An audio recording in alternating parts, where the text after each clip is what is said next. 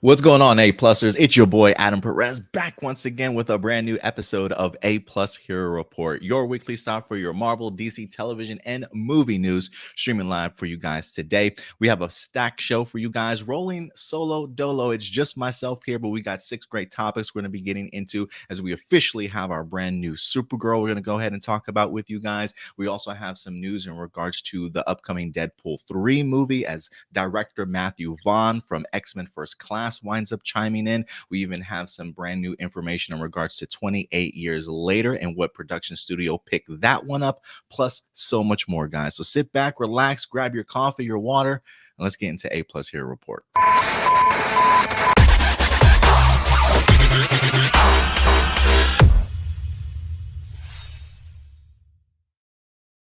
Good afternoon, ladies and gentlemen. It's so good to see everybody here today. It is your lovely host, Adam Perez, back once again with a brand new episode for you guys today. Wherever you're certainly watching us at, I hope your weekend is going fantastically well. Look, last week I was not able to be here with you guys, but fortunately for us, we had Indy and Stuart that came through, carried the load for you guys, and gave you a great episode of Hero Report. Today, it's just myself. Everybody decided to take a vacation this week. No, I'm just kidding.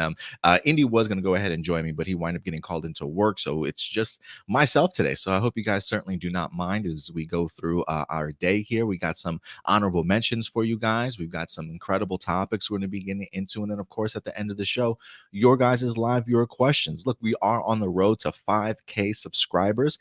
We've been sitting pretty right now at about 1,300, but we definitely would like to go ahead and get to 5K by the end of the year. So look, if you've been to the channel, if this is your first time, hit that like button, hit that subscribe button, guys. It definitely would go a long way.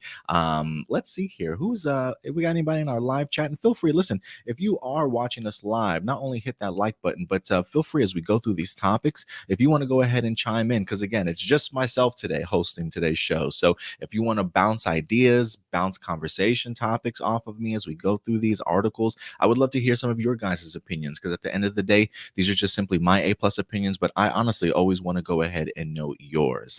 So thank you for everybody that's certainly watching us, wherever you're certainly watching us from. We are live over on Facebook today. We're also live over on Twitch, as well as YouTube, which is in fact our main channel. If you want to show your support in any way, we got super chats available. You hit that like button for us. That definitely does go a long way. This has been an interesting week so far, man. I'm really ready to get back and diving into some work. I've got some new logo designs that are certainly being put together also, not for Hero Report, but we are working on the WrestleManiacs podcast a little bit more, trying to get us a new official logo for that and get Datila and Joshua up and running. I really would like to try and get Indy and John to bring back Anime Assembled on a weekly basis or bi-weekly basis here, maybe have a weekly show where we can have some anime talk as well. I think that would be pretty fantastic. And of course, always trying to go ahead and grow our channel in any way. We got convention seasons about to be around the corner. I think we just got approval to apply for WonderCon out in, I believe it's Anaheim, California, if I'm not mistaken. So we might be providing some coverage for you guys there as well. I'm still waiting for media to open up so I can apply for Fan Expo Dallas later on this summer. So look, if you guys know of any big conventions near you, we are always looking to go ahead and provide some convention coverage out there as well and provide you guys with some great content. So I love convention season, honestly. I love going to conventions and seeing other fandoms and just fans that are just excited about meeting celebrities and going to panels and seeing cosplayers, as I certainly am. So it's always a fantastic time, to certainly say the least. Who we got in our live chat with us today? We got Ram Jam certainly joining us today. We appreciate you, Ram Jam. We got Blossom in the house as well. And of course, Datila is here also. So thank you very much. She says, yes, it is in Anaheim. I'm trying to see if I can get Datila and maybe Stuart to go ahead and provide some coverage for us. They might be the ones that you see out at WonderCon, if anything. So I do have to go ahead and get that application ready. But we'll see how the rest of this week goes, guys. We constantly always have new content for you guys. But let's go ahead and get into today's show. For those of you who don't know how we start off, we love to kick off our episodes with some honorable mentions.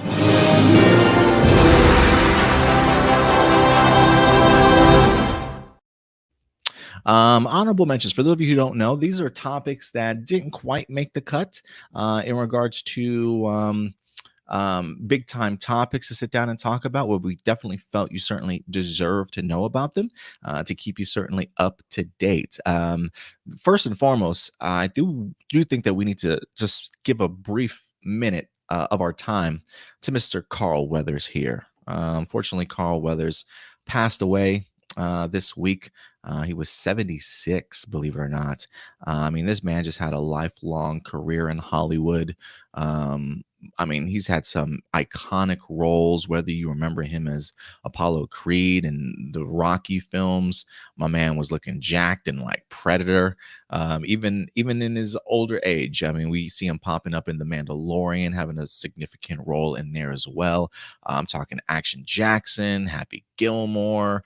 I mean, the list goes on and on when it comes to Carl Weathers. I mean, I really spent a couple of hours the other day just kind of listening to people talk about Carl Weathers, and one that really hit me, or one that really jumped out at me, I think, was probably just Sylvester Stallone.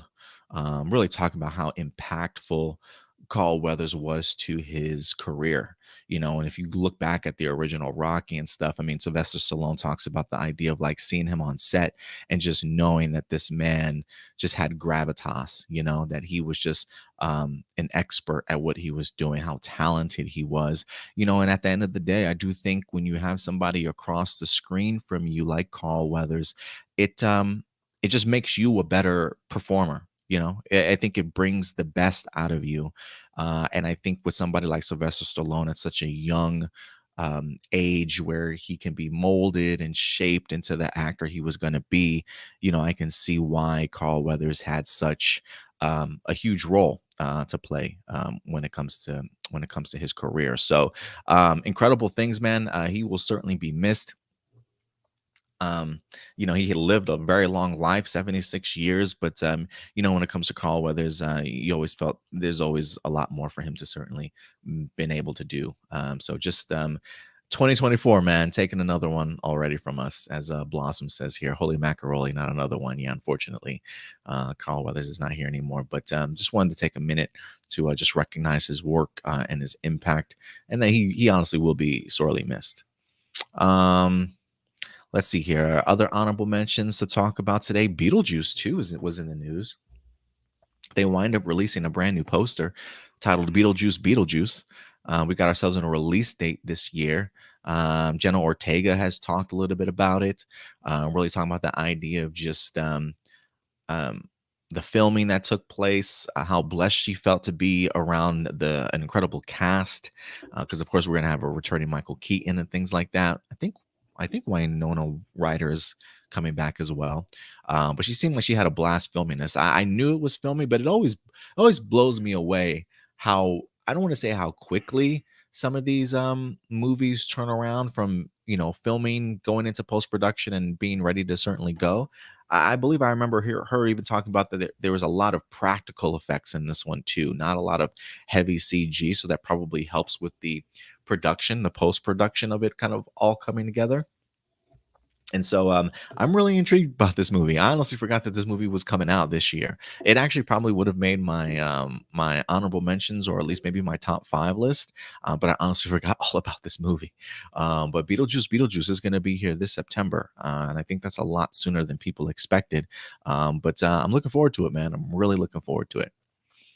We also got some news in regards to Sonic 3, the upcoming movie. We got some casting announcements. The big one, of course, being Jim Carrey is certainly set to return as Dr. Robotnik. I don't know if this was a surprise to anybody, the return of Jim Carrey. But it's one of those things where I personally think Jim Carrey was born for this role of Dr. Robotnik. He's just so incredibly animated and talented. It does make me wonder, like, is he outside of Dr. Robotnik? What else is Jim Carrey doing? Like, has he decided to retire from acting, or is he just picking his his roles very wisely. I think he always puts his best game, his best foot forward, if you will. His A game, he always certainly brings it. And despite it being a Sonic movie, I still think Jim Carrey winds up delivering in this, quite frankly. He's one of the reasons why I really enjoyed the first two films. So I'm very excited to have Jim Carrey certainly coming back. And I think they also announced that other actors, Alila Brown or Alia Brown and Cristo Fernandez, along with Kristen Ritter, most notably known from her time in Jessica Jones. Kristen Ritter has joined the cast for Sonic the Hedgehog 3. They haven't revealed who some of these actors are certainly going to be portraying, but I think the addition of Kristen Ritter in here is a really, really big one, and one that I'm actually quite looking forward to seeing how she's involved in here. Is she going to be like a voice actor for an animated character? Is she going to actually be a person? Who certainly knows? Blossom says they're doing another Sonic. Yeah, man, they've been doing bonkers at the box office. They've been performing rather well. I I mean, I personally have enjoyed the first two, and I'm definitely one of those people that were like, a Sonic movie, but they've definitely impressed me. Like, they definitely surprised me, I should say. Two more real quick here before we get into our main topics. We have a brand new look at Captain America: Brave New World, and what I mean by new look, I mean a new promotional photo here that highlights. Anthony Mackie as Sam Wilson's Captain America. Now, for those of you who did not watch Falcon and the Winter Soldier, or maybe you did, this is the original costume here. I personally enjoyed the design. I think it looked okay on screen. I did have an issue a little bit with maybe the neck piece, a little bit just for maneuverability kind of purposes when you see it in the series itself. But I thought they did a remarkable job with this costume already. I was really hyped to see it. It's very much comic book accurate.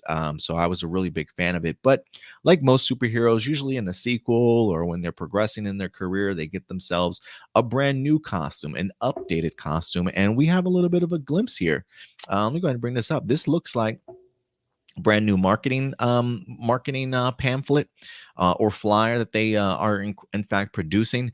I don't exactly remember when Captain America: Brave New World is dropping. I would assume it's 2025, next year. So I am kind of surprised that they have this already ready to go. But considering how much has been pushed back and moved around scheduling wise, I guess it would make sense that a lot of this stuff is kind of already printed and kind of ready to go, because the movie was set to go ahead and release this year. So it looks like they have reduced a lot of the white.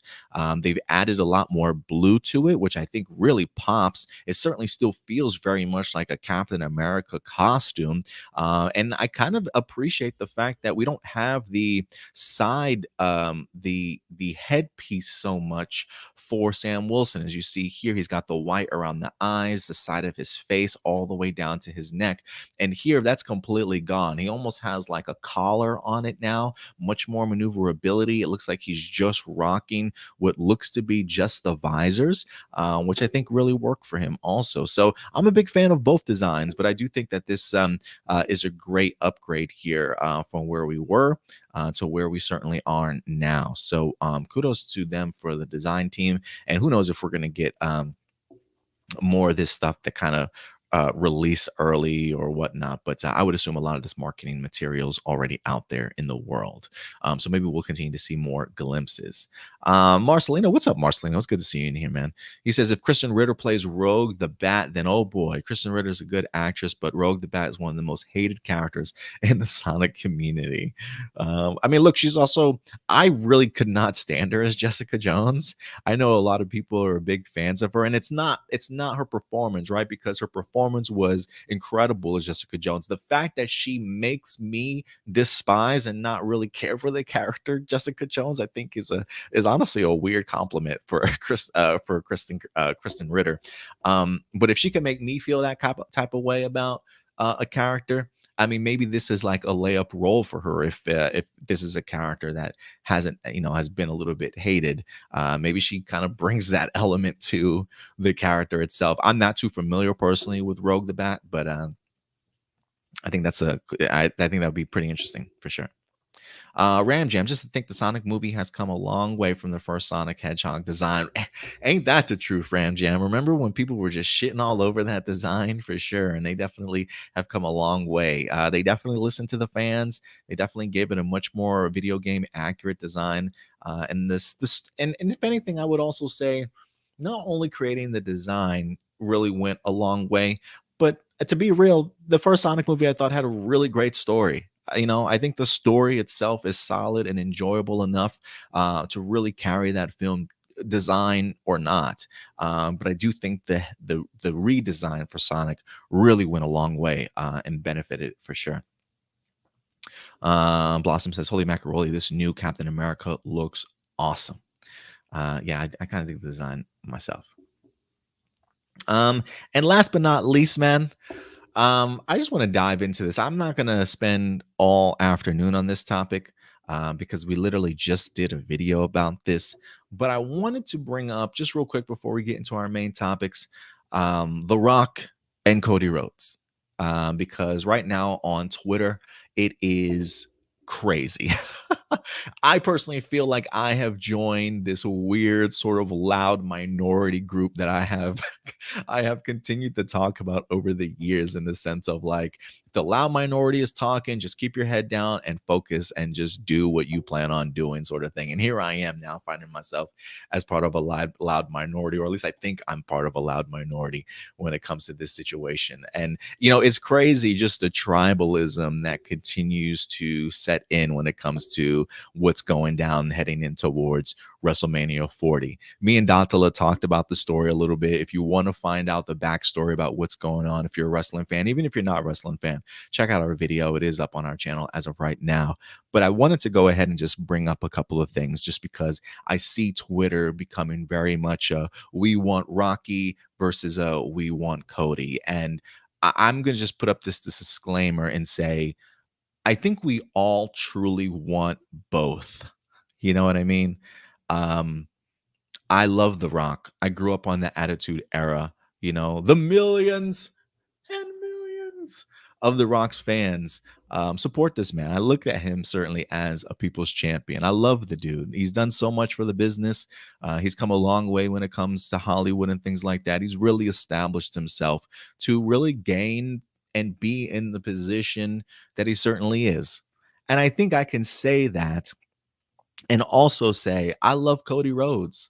I have not followed him really since he was in AEW, besides just a couple of things here and there. But since he's been back in the WWE, I have found his story very compelling. It's been heartbreaking, but I've loved seeing him sort of overcome these challenges to get where he's at. And I think it's fair to say that about both wrestlers, right?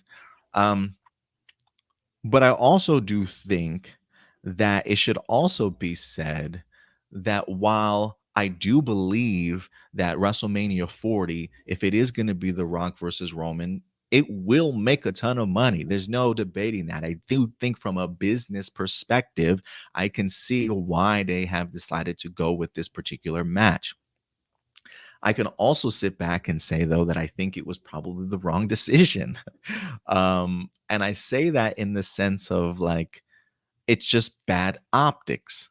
And people will certainly say, like, everybody has been asking for The Rock versus Cody Rhodes for such a long time. And that's the absolute truth. We certainly have. We've asked for it from like 37, WrestleMania 38, WrestleMania 39, and it didn't happen. And the fact that it's happening now just feels icky to me. I know we've had some injuries. I know the Vince McMahon situation has really ruined it. But I don't think WrestleMania 40 needed any saving. Um, WrestleMania and WWE has one of the most stacked talents in the world right now. You've got Drew McIntyre that's at his hottest. You've got Gunther, who is just an incredible and historic IC champion. Both of these men would certainly gladly step up into these particular roles.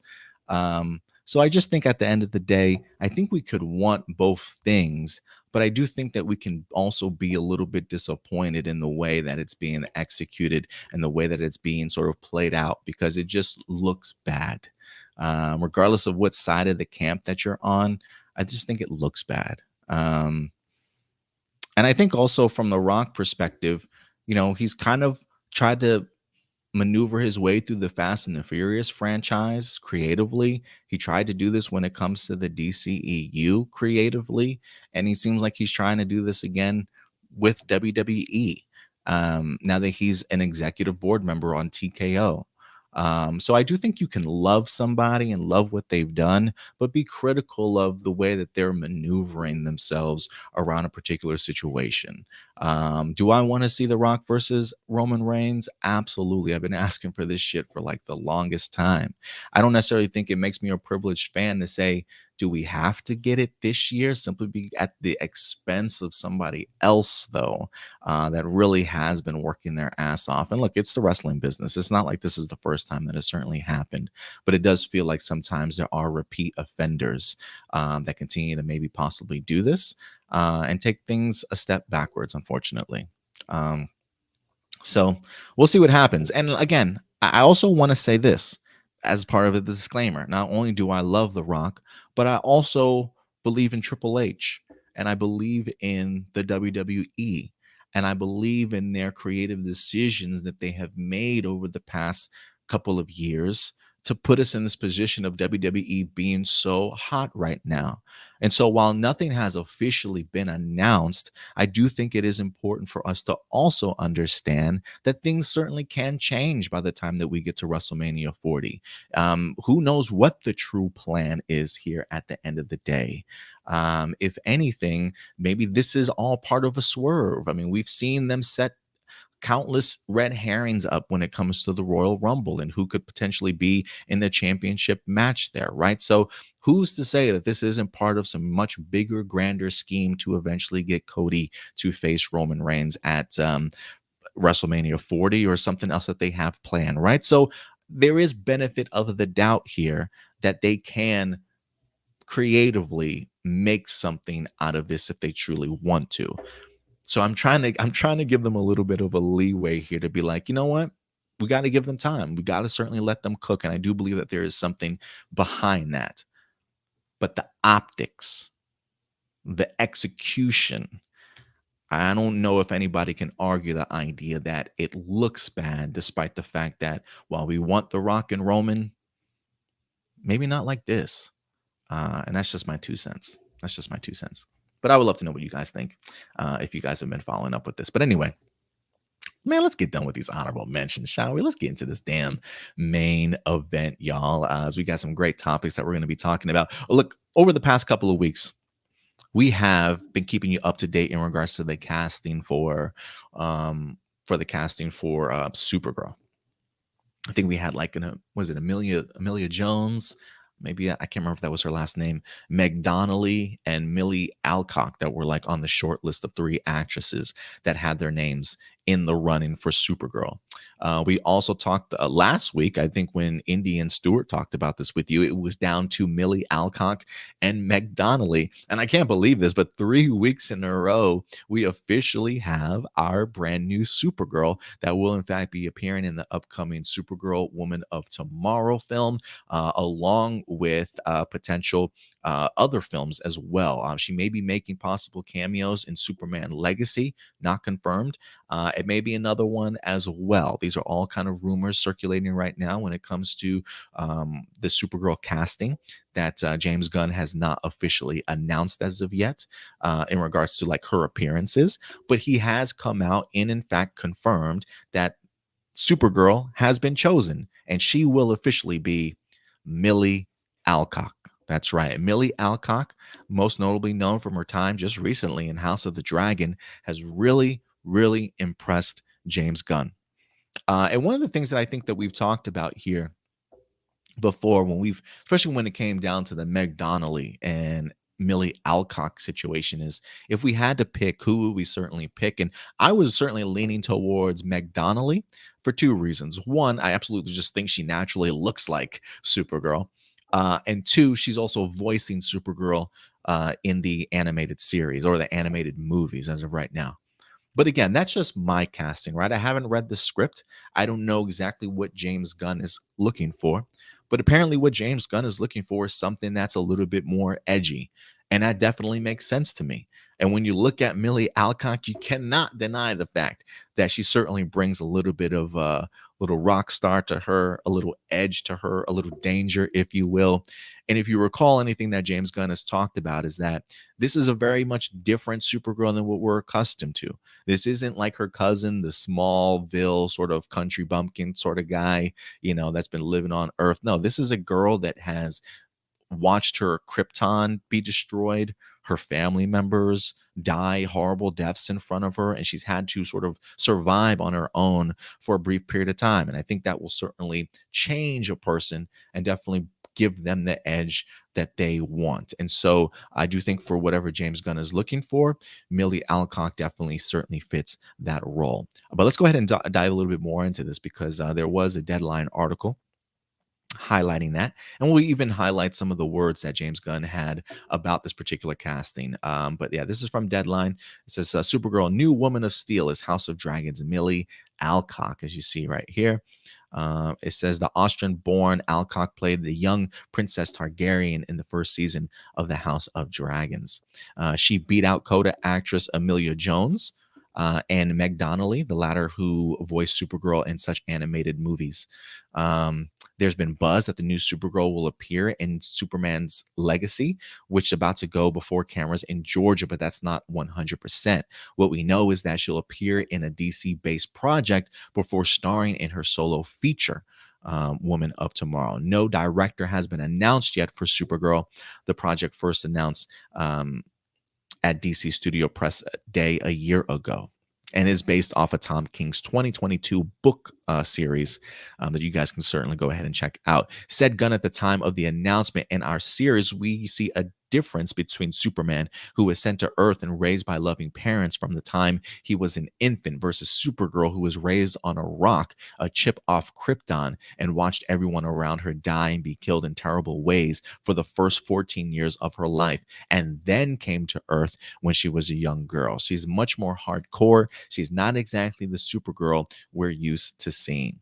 And so this has almost felt like a layup, if you will, for Millie Alcock. He does confirm it again. He says, Millie is a fantastically talented young actor. I'm incredibly excited about her part of the DCU. Yes, I first became aware of her in House of the Dragon, but was blown away by her varied auditions and screen tests for Supergirl. She embodies Kara as envisioned by Tom King. And I think that's what it all comes down to. Not envisioned by us, but envisioned based off of what the story asks for. And I think, look, I think as a director and as a writer, granted, he's not writing or directing both of these, but somebody that's trying to shape this DCU, I appreciate that he sort of has that perspective of understanding you got to cast somebody that fits the narrative of what you're trying to capture here. And I think that's the first step of that being rather successful. Outside of that news, James Gunn did also go ahead and talk a little bit more about how he came to know of her. Let me go ahead and pull this up here. This one came to us from comicbook.com. Supergirl, One of Tomorrow's Millie Alcock has edge and grace, says James Gunn. He says on Threads, Gunn revealed that Alcock was the first person he spoke about with fellow CEO Peter Safran, and she seemed to have edge, grace, and authenticity that would be required for Supergirl. He says, strangely, Millie was the first person I brought up to Peter for this role well over a year ago when I had only read the comics. I was watching House of the Dragon and thought she might have the edge, grace, and authenticity we need for DC's Supergirl, and here we are. Life is wild sometimes. Indeed, it certainly is, man. And if anything, let me go ahead and bring up this image because, people are so creative on the internet these days that they've already kind of created what Millie Alcock certainly might look like as Supergirl herself. I think this is a great image here to get the opportunity to see what she could potentially look like in a costume. There are some people that actually kind of give this casting a little bit of a pushback. Most notably, I think people that were big fans of Sasha Calle as Supergirl. And I was a big fan of Sasha Calle also in that particular role. It's one that I definitely want to see her explore a little bit more. I do believe that Sasha Kaye did, in fact, meet with James Gunn and Peter Safran. But I think people are pointing to the idea that James Gunn is mentioning, like, hey, a year ago, I kind of had Millie Alcock sort of in mind when I saw her in. When I saw her in House of the Dragon, and some people are complaining that maybe that means he did not give Sasha Kaye, I don't want to say the benefit of the doubt, but give her the true opportunity that she certainly deserved. And look, for me, my thing is, you're out here trying to create your own particular universe. You're really trying to separate yourself from what kind of came before. I think James Gunn has been pretty clear about that sort of thing. And I don't have an idea, I don't have a problem with him talking to Sasha, saying, "Hey, maybe there's an opportunity for you here at some point in time, and maybe there will be down the road." Doesn't necessarily mean it has to be Supergirl, but at least it means, hey, our relationship is still strong. We like and appreciate what you've done in the past, and maybe there'll be further opportunities. But I have no problem with James Gunn. Looking at somebody and saying, even a year ago, like, you know what, this person might be it. And still, on top of that, despite the fact that James Gunn thought that she would be the one, on top of also having people come in and audition, right? So it still feels very much like, even though he had that impression in mind of Millie Alcock at a very early stage, he understands the idea that, look, just because I want this person doesn't necessarily mean that there aren't other people that would probably fit this role a little bit better. And I think the fact that he ended up having an audition, we had ourselves a short list of actresses, and Millie Alcock certainly still won out. I do think just goes to show you just how talented she certainly is. When you say, when the article talks about the idea that she had to perform a varied amount of different scenes and emotional sequences, to me it just shows you what her range and what she's capable of. And I think that certainly is what wins out at the end of the day. So I do think that two things can be true. I think you can still tell Sasha Kaye, like, hey, there's always going to be a home for you here. Let's work and see if we can find something for you. And then also have your eyes set on somebody else, but also be fair enough to have auditions. And I don't think anything is absolutely wrong with that. And so kudos to Millie Alcock. I'm hoping to maybe see her in more things before her role in Supergirl. And if anything, I am kind of curious as to when she certainly will pop up here. Because I think for me, if there is anything that surprises me, it probably is the timing of it all. Because again, they have a writer for Supergirl. There's no director yet, but it feels like it's maybe further along than some of the other projects that were certainly announced. And I think the way that James Gunn announced his chapter one, Gods and Monsters, it made it very much feel like Supergirl was a little bit sort of down the line. You know what I mean? I was fully expecting at least something like The Authority to come first, Lanterns to come first, maybe even Paradise Lost, maybe even another Brave and the Bold, even sort of thing. But Supergirl seems a little bit further along than others, so it does make me wonder when that particular film will get in front of cameras. And that always James Gunn's plan, or is it just how it's kind of falling into place as of right now? So, I would be interested to think, let's just see how you guys would, like, how would you guys receive the idea of, like, hey, we get a Superman legacy movie first, and then the very next film being Supergirl, Woman of Tomorrow. Is that too many supers right back to back? Would you rather appreciate that if it was spread out a little bit more? Or would you like to see other characters outside of the super family kind of be thrusted in between all that, and kind of break it up a little bit? I would be kind of curious to know your guys' thoughts on that. But things are moving along a lot quicker than I thought. And the more and more I look at this image of Millie Alcock as Supergirl, I think to myself, yeah, you know what? I think this casting is right, man. I think this casting is right. I've really enjoyed just seeing some of the casting choices when it comes to James Gunn's films. I don't think he's really disappointed me yet. Although maybe the Adam Warlock in Guardians 3, I I was maybe expecting something a little bit more serious than what we got, but it is what it is. But we'll see how it goes. But look, guys, I want to know your thoughts. Was Millie Alcock your first choice out of the short list? Did you have somebody else certainly in mind? And now that you get a better understanding of how James Gunn came to cast her, what he was looking for in Supergirl, do you believe Millie Alcock was certainly the best for the role? Definitely go ahead and let me know you guys' thoughts down below, because I certainly do at the end of the day. Marcelino, what's up? He says, if Gunn was looking something a little more edgy, then why did McDonnelly get so far up the running? Did she have the acting capability? Because Gunn makes it sound like she didn't meet their expectations. I mean, maybe. I mean, I'm pretty sure McDonnelly was probably able to do that. To get that far, you certainly have to have range and acting capability. But maybe Millie Alcock was just better than her, and there's no shame in that.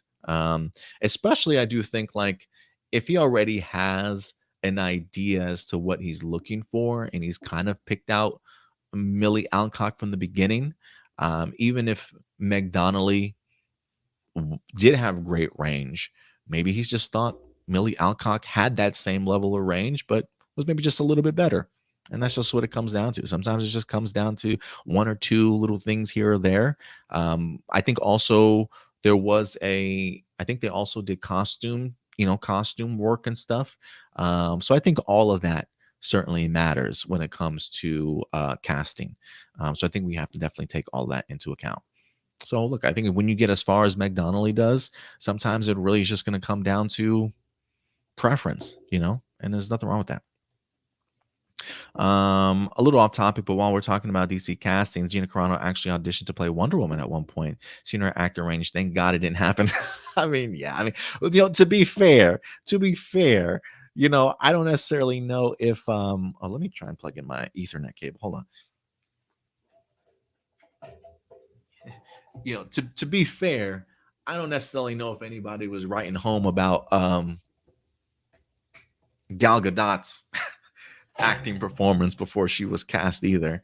What was she in, like Fast and the Furious? So it's not like she was an Oscar nominated actress before she even got that particular role. But I get what you're saying. Yeah, Gina Carano. I'm cool that she auditioned, but yeah, I couldn't see her as a Wonder Woman. Let's go on to our next topic, y'all. We're gonna keep it in the comic book genre range here, though. If anything, let's get into some MCU news, because director from X-Men First Class, Matthew Vaughn, name might sound familiar to you guys. I believe he's been most notably known a lot lately for his, was it Kingsman stuff that he's been doing? He's really been diving into that world. He's got a ton on his plate, just kind of really creating his own thing. I have really enjoyed what Matthew Vaughn has touched when it comes to the X-Men world. I think X-Men First Class was an incredible film. One that I was a nice change of pace from what we had gotten from the previous sort of Fox iteration. I don't think he came back and directed Days of Future Past, but I think he helped write Days of Future Past, which is one of my favorite X-Men movies also.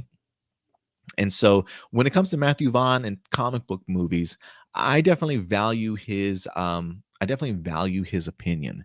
And it's one of those things where I personally would love to definitely see him back. Whether or not he will be back when it comes to working on a comic book film, who knows? Because Homeboy is really busy and doing his own creative stuff. But I thought it was fascinating because based off of where we're at right now with the MCU and people worried about it, feeling like maybe it's just not hitting on all cylinders like it certainly used to, Matthew Vaughn had a very interesting perspective here in the idea that he thinks that if there's any movie that will potentially save the MCU, he thinks it could potentially be Deadpool 3.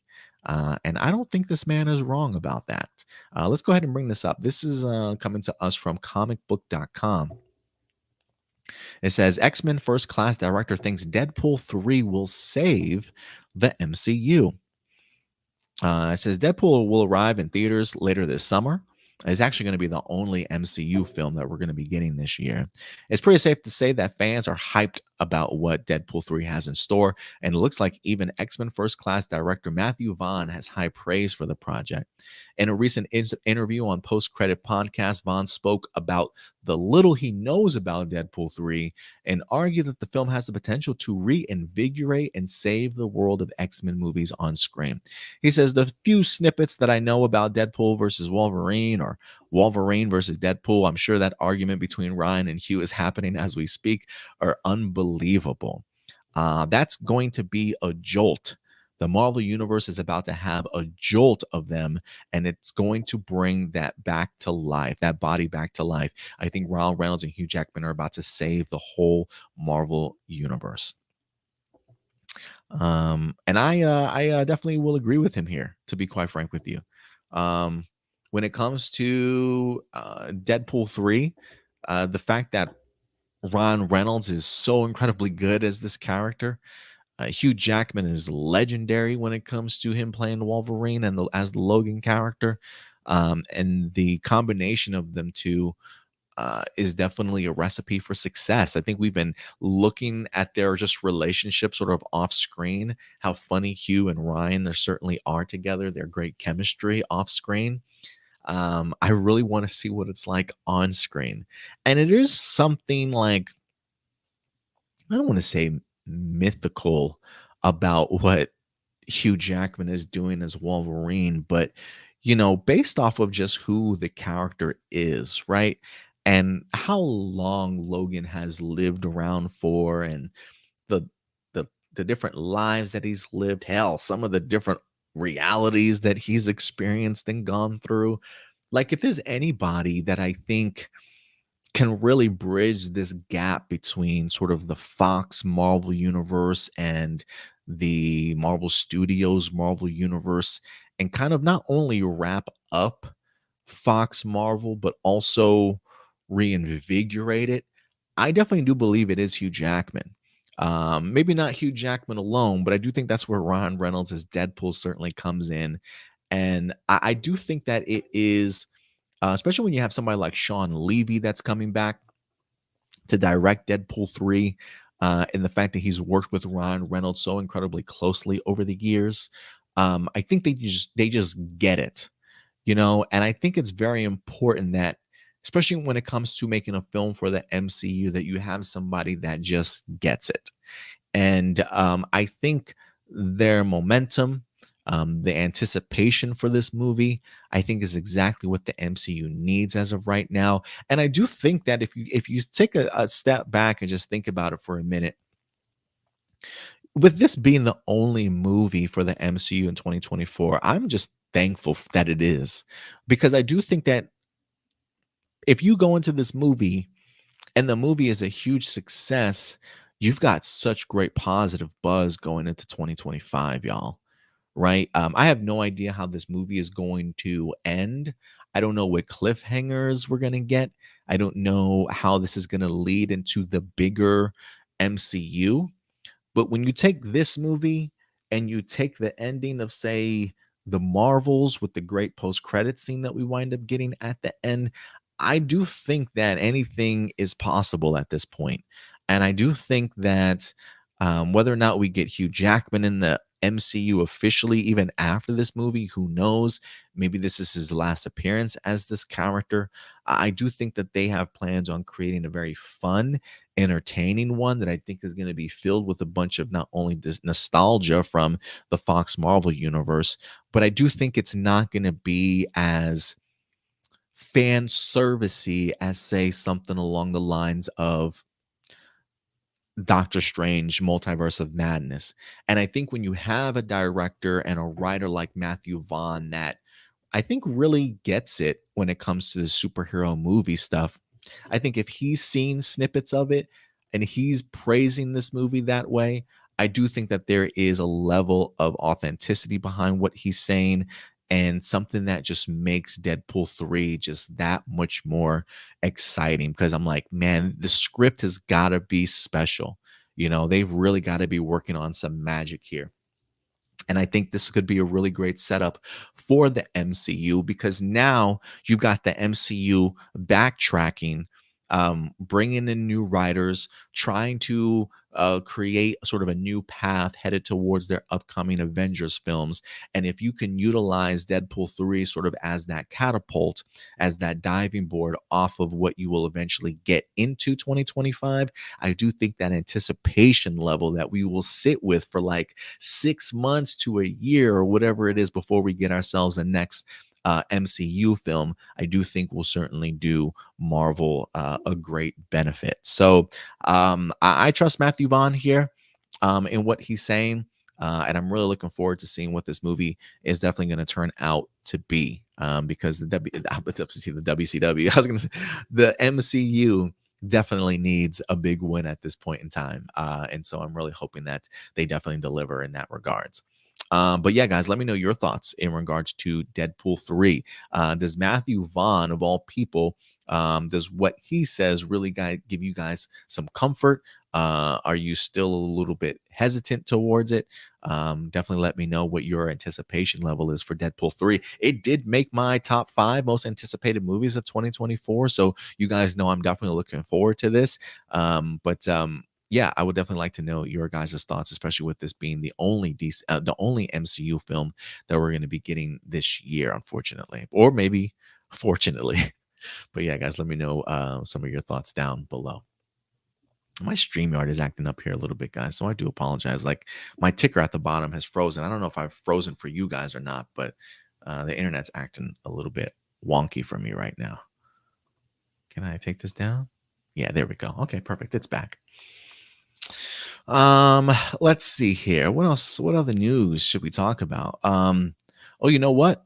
The Thunderbolts is back in the news. Speaking of the MCU films here, you know, this was a project in Thunderbolts that really intrigued me. I think based off of the cast that we have, but I'm not gonna lie when I say things have been going a little bit. I don't want to say, I definitely do not want to say off the rails for Thunderbolts, but there have definitely been a lot of changes that are certainly happening right before our eyes. A lot of this, though, truthfully, is due to just the scheduling conflict of everything. Marvel having to maneuver movies around and things like that, especially with them trying to fix some of their problems when it comes to the MCU right now. And the idea of them having to do a lot of fixing has unfortunately pushed Thunderbolts further and further down the road. Now, Thunderbolts is scheduled to go ahead and drop here in 2025 next year. I don't quite remember the release date. Maybe we'll get that when it comes to this next article that we dive into. But as we dive further and further into 2024, and you start realizing sort of all these casting changes, I'm just thinking to myself, like, when are they going to get in front of cameras? Right? Like, when are they really going to start filming for this movie? I would assume the script is already done and ready to go. It's just a matter of trying to get them in front of the camera. So, with post production and when it comes to Marvel Studios having usually pretty heavy VFX effects, I'm just thinking to myself, like, when is all this going to even start or come together? But we do have a new casting announcement this week that I wanted to go ahead and dive into with you guys, because unfortunately, to me at least, another Emmy winner has in fact departed this project, and it's a little bit of a bummer, man, because Stephen Yoon, who was originally set to play Sentry, exited maybe a couple of weeks ago. I have really praised him in the Netflix series Beef that I talk highly about on this channel, and I do believe Beef went on Stephen Yoon, and the actress that played him opposite went on to win Emmys. I believe the show probably won an Emmy as well, if I'm not mistaken. You guys can correct me on that. But it's definitely not denying Stephen Yoon's talent. And another actress here in Ayo Edebiri, she just literally won an Emmy as well, for her time on a show. And now she, unfortunately, is set to depart due to scheduling conflict. I mean, I feel like she is just getting so much recognition right now and so many opportunities in Hollywood that, her schedule book is definitely filling up. And so I do think that it's a bummer that Thunderbolts has lost two incredible talents here in Stephen Yoon along with Ayo Edebiri. I do think that there, or at least Stephen Yoon's replacement, can certainly do the job. I'm not too familiar here with this article. It says Thunderbolts Geraldine Viswanathan joins Marvel Studios pick stepping in for Ayo Edebiri, who departs due to scheduling. I'm not familiar with who she is as an actress. I don't believe I've seen a lot of her work, but she is now up there. But let's go ahead and break this down for you guys. It says Viswanathan is the second recent addition after the film added Lewis Pullman to step in for Stephen Yoon, who departed for similar schedule reasons as Edebiri. Viswanathan joins an ensemble originally announced back during D23's event last year. Jack Schreier is set to direct of the new Marvel tentpole, which President Kevin Feige is producing. Not much is known about the plot of the film, but the comics revolve around a group of villains who were sent on mission commissioned by the government. Since her breakout role in Universal Comedy Blockers, Viswanathan has been busy. Her 2023 included the TBS series Miracle Workers, as well as Sundance pick Cat Person and the Apple pick The Beanie Bubble. Next up, she's set to star opposite Margaret Qualley in Drive Away Dolls, as well as the Amazon comedy You're Cordially Invited. So, again, I don't know who she is. I'm not familiar with any of her work. But again, when you lose such talented actors and actresses like a Stephen Yeun and a Ayo Edebiri, I gotta think that hurts. I gotta think that this hurts this movie to a certain extent. Not to say that you need Emmy winners and award winners all around you, but it's just a really bad look for this project. And again, that's not really on Marvel. That's really not their fault or anything like that. But, at the end of the day, when you got to regroup, make your corrections, unfortunately, it will be to the detriment of others. And that's exactly what happened when it comes to Stephen Yeun and Ayo Edebiri. But I definitely wish Viswanathan here the best of luck. I hope she's able to step up and really, this is probably like going to be her biggest role that she's ever had when it comes to her career. So I definitely hope that she certainly knocks it out of the park. But, I guess if anything, I would say she's surrounded by some incredible talent on this roster. So if anything, I would hope that the ability of others around her would certainly give her that boost of confidence that she needs to certainly match that level and really put up a good performance certainly going forward. So, I don't know what to think about this Thunderbolts project anymore, to be quite frank with you. I am still excited for it. They've got so much talent in here: Sebastian Stan, David Harbour, and of course Florence Pugh, that I'm really looking forward to. We got who else is the guy that played U.S. Agent? I think he's incredible. Also, I can't wait to see what he's going to do in this role again, because I loved him in Falcon and the Winter Soldier. I was a really big fan of him also in what I've seen so far of what is it? That Godzilla series over on Apple TV, Monarch: The Legacy of Monsters. I think he's been a great addition on that show also. So there's a lot of talent still here from Thunderbolts, and I do believe that there might be some connective tissues between this film along with Captain America 4: Brave New World. So there's a lot certainly still riding on this, and so I'm hoping that despite losing the incredible talent that they certainly have, I am hoping those that they have cast and as replacements will certainly bring up their level of performance to really match what Thunderbolts has certainly lost here. So I will say a little sting, but We'll see if once we start getting more first looks, once we start getting news of development progressing, actually getting in front of cameras, then maybe my excitement level will continue to change. But as of right now, it just feels like not that this has been terrible news, but it's just like, all right, guys, like I'm ready for there to be some progress instead of more delays. Marcelino says, I heard the role of Thunderbolts AO was supposed to play was just supposed to be the secretary of Madame Hydra, nothing major. I mean, I- when you have an actress like AO, why would she be a secretary? You know, like I just don't think she's a secretary level role. That just seems odd to me.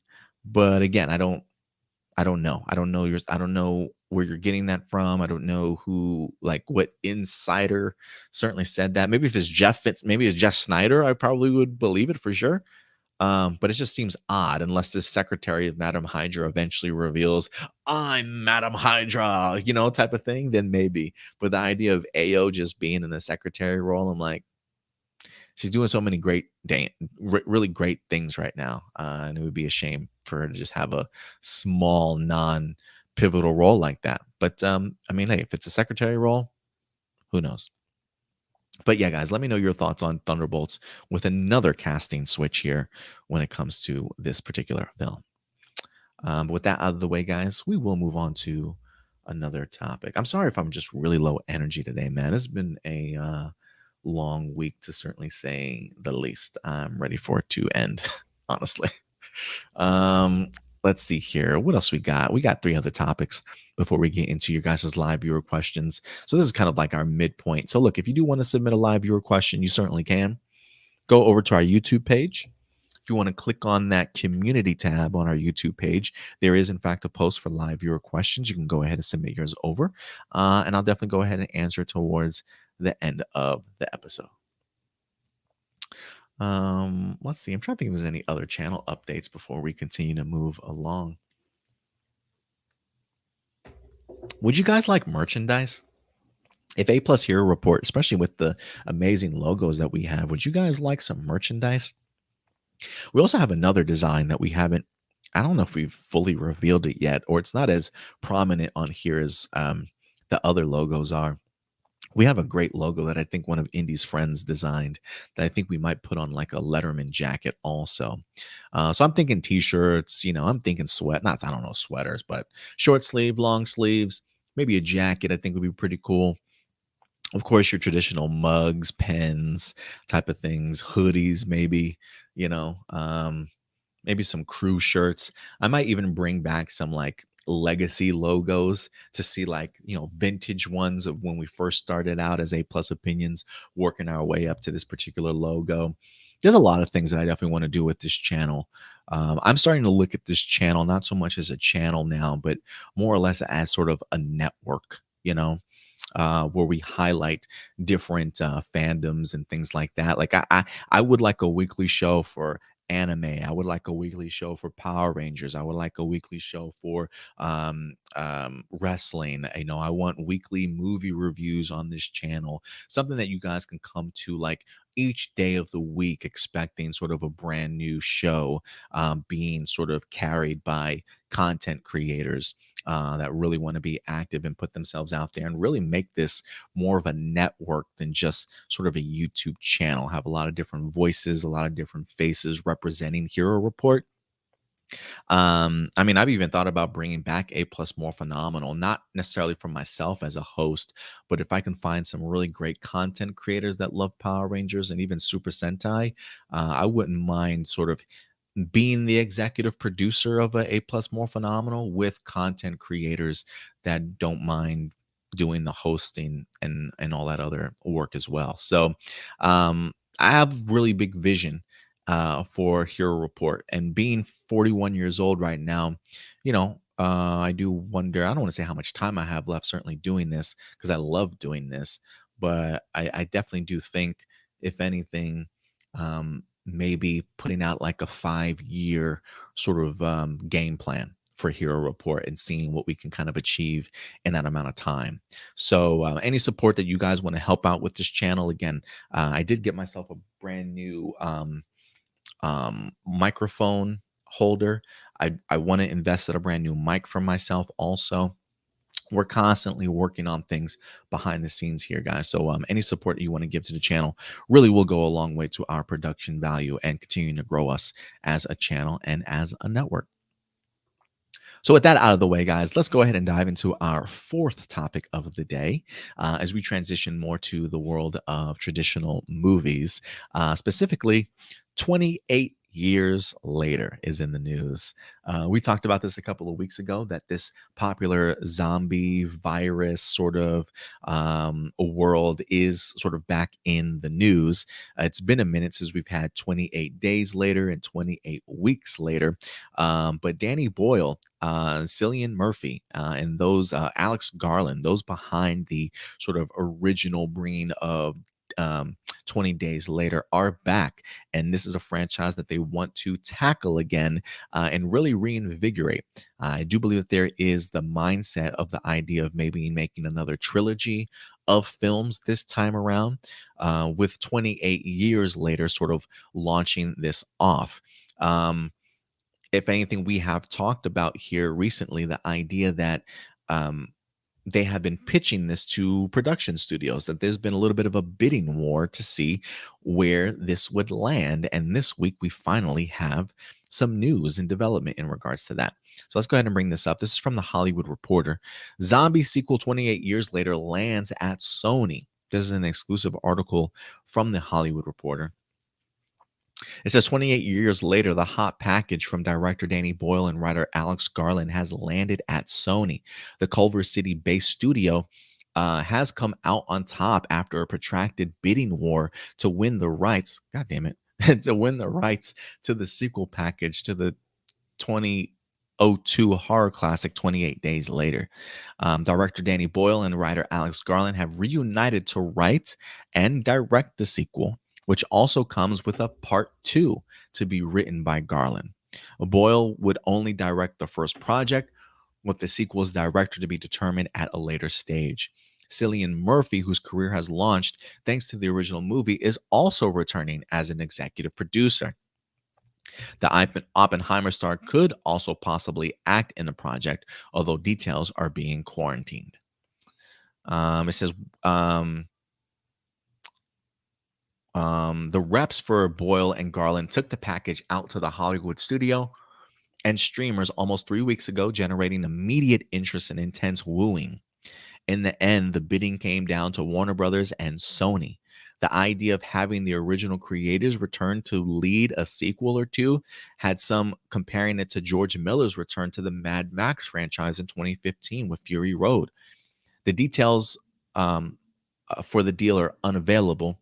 Each movie would have a budget in the $60 million range, which I think is perfect for what you're trying to accomplish here with a horror film.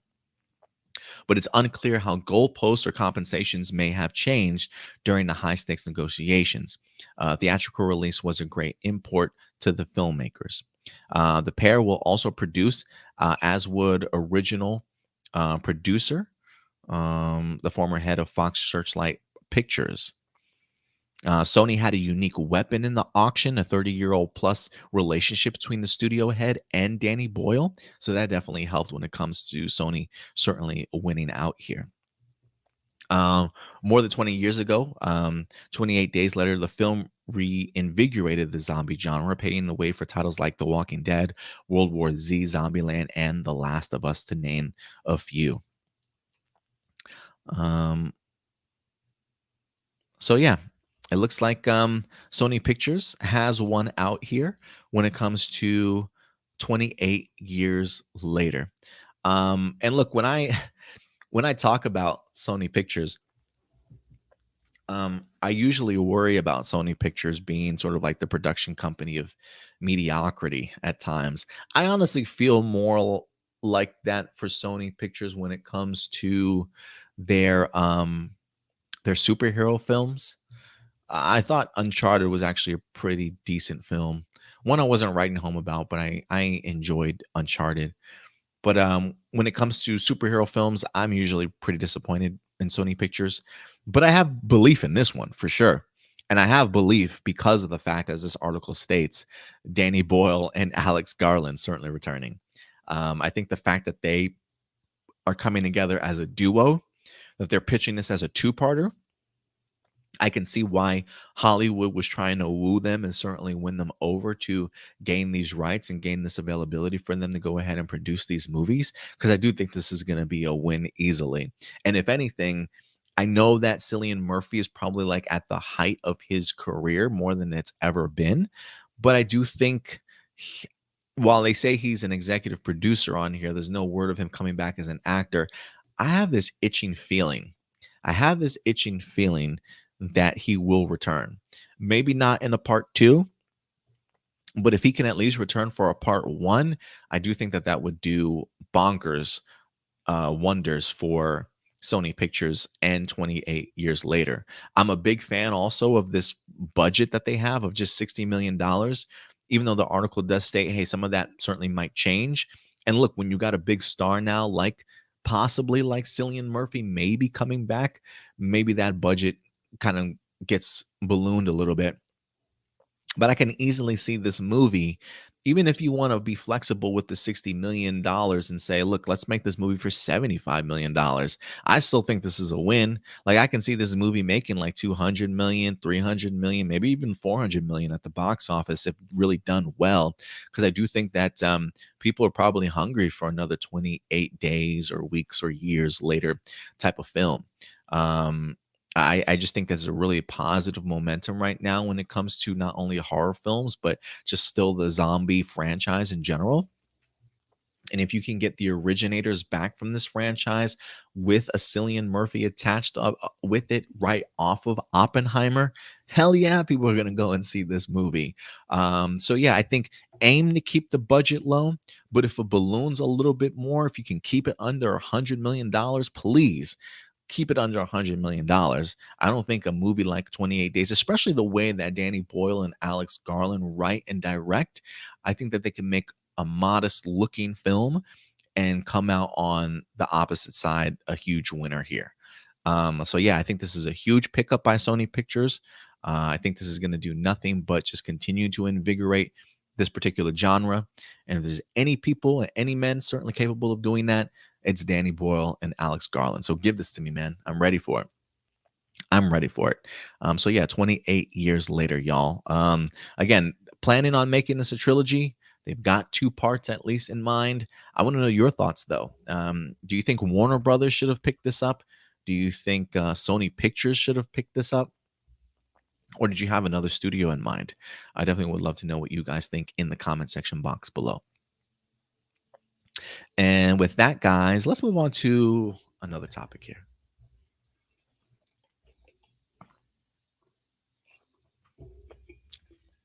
We're going to move to streaming services because we got Netflix back in the news, most notably known for their upcoming Netflix film. I don't know if you guys have seen the poster for this, Damsel. Millie Bobby Brown has quite the relationship with Netflix. I think she's been in two other Netflix movies, Alona Holmes, like Sherlock Holmes' sister. She's had two Enola Holmes, maybe I think is what it's called, movies under Netflix. And she's a huge star when it comes to her time on Stranger Things, which I think this week they also announced that Stranger Things, the final season, probably isn't going to drop until 2025. So we do have some time to certainly wait for that. But in the meantime, Millie Bobby Brown has been active and she's been busy. And she's going to be starring in this brand new Netflix film, Damsel. If you guys have not checked out the trailer, I highly recommend that you do.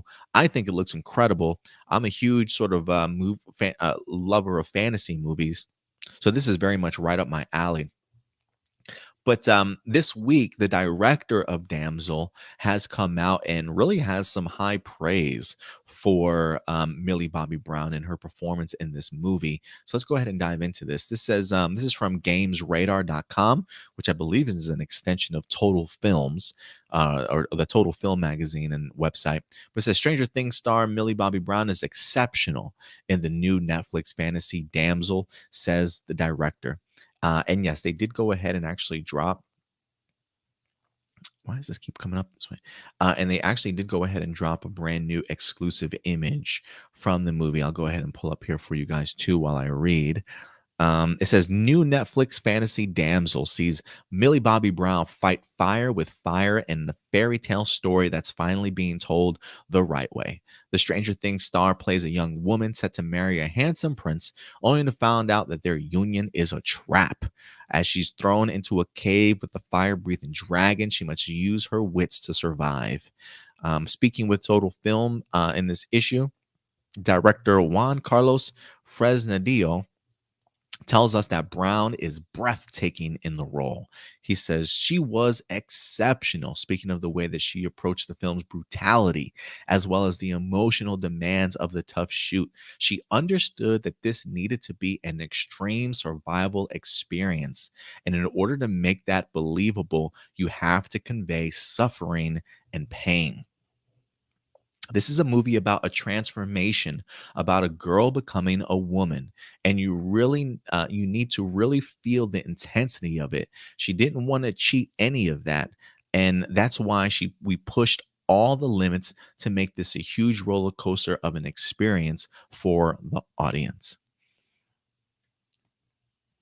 He also goes on to add that the Portuguese based shoot provided some big challenges for Millie Brown too, especially filming in an elaborate labyrinth of caves.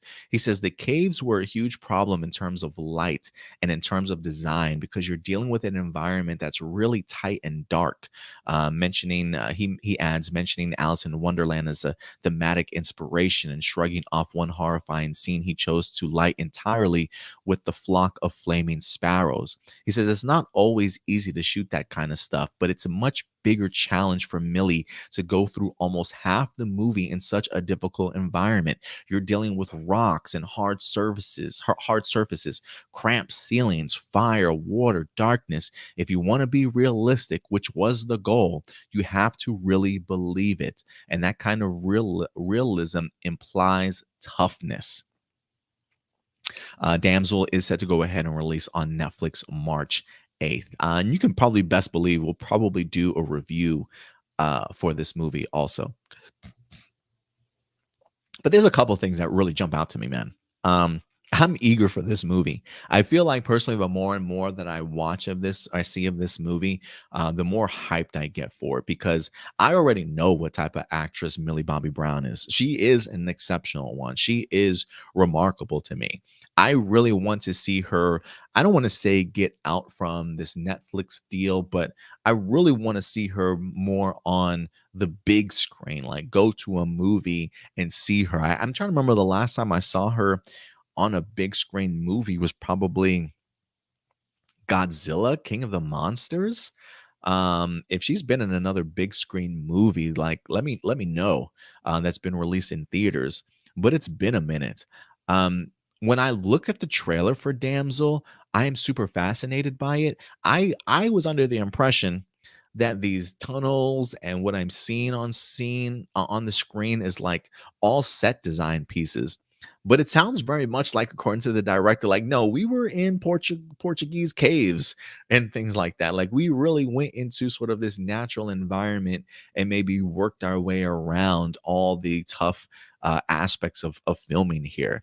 And I do think that that is a level of acting that people maybe forget about sometimes because we're so used to CGI backgrounds and blue screens and the volume being used for great new technical aspects and stuff. But there is something about being on a location that I do think does wonders for a film. And I do think that it just adds a sense of just realism and scope and depth to the feeling of seeing a movie on screen. Because I do think that sometimes there is a level of emptiness that I think as viewers we can experience seeing some of these sequences that are just uh, background, like blue screen or green screen sort of background, but to actually be in an environment, I think really does go a long way. And so I think from everything that I've seen from Millie Bobby Brown, from Stranger Things in her seasons, she does have an incredible range. And if you are looking for somebody that can experience a growth right before your very eyes, pain, sadness, happiness, in a very sort of extreme environment. And I literally just got done watching filming of like an extreme environment, and that was Society of the Snow. And I think just being there for an actor sort of does wonders for allowing you not to have to imagine what's around you, but being able to visually see it. I think that will always kind of pull out the best in an actor in regards into the performance. And when I look at the trailer too, there is this sense of, hey, marry our king, the princess that marries the prince sort of thing. But it almost feels like, all right, is this like a ritual for them? Is this the sense of like the prince marries, but then the princess winds up getting sacrificed in order to like benefit sort of the rest of the kingdom sort of mentality? And I kind of dig stories like that. And the fact that this is turning into sort of one of those extreme survival situations built on top of like a fantasy movie, I think that's pretty dope. I think that's pretty dope, and one that I'm actually pretty eager for. So, look, I never expect the director or somebody to come out and be like, yeah, you know what? Our actor could have done better. Maybe we should have picked somebody else. Like, I never expect them to drag somebody through the dirt.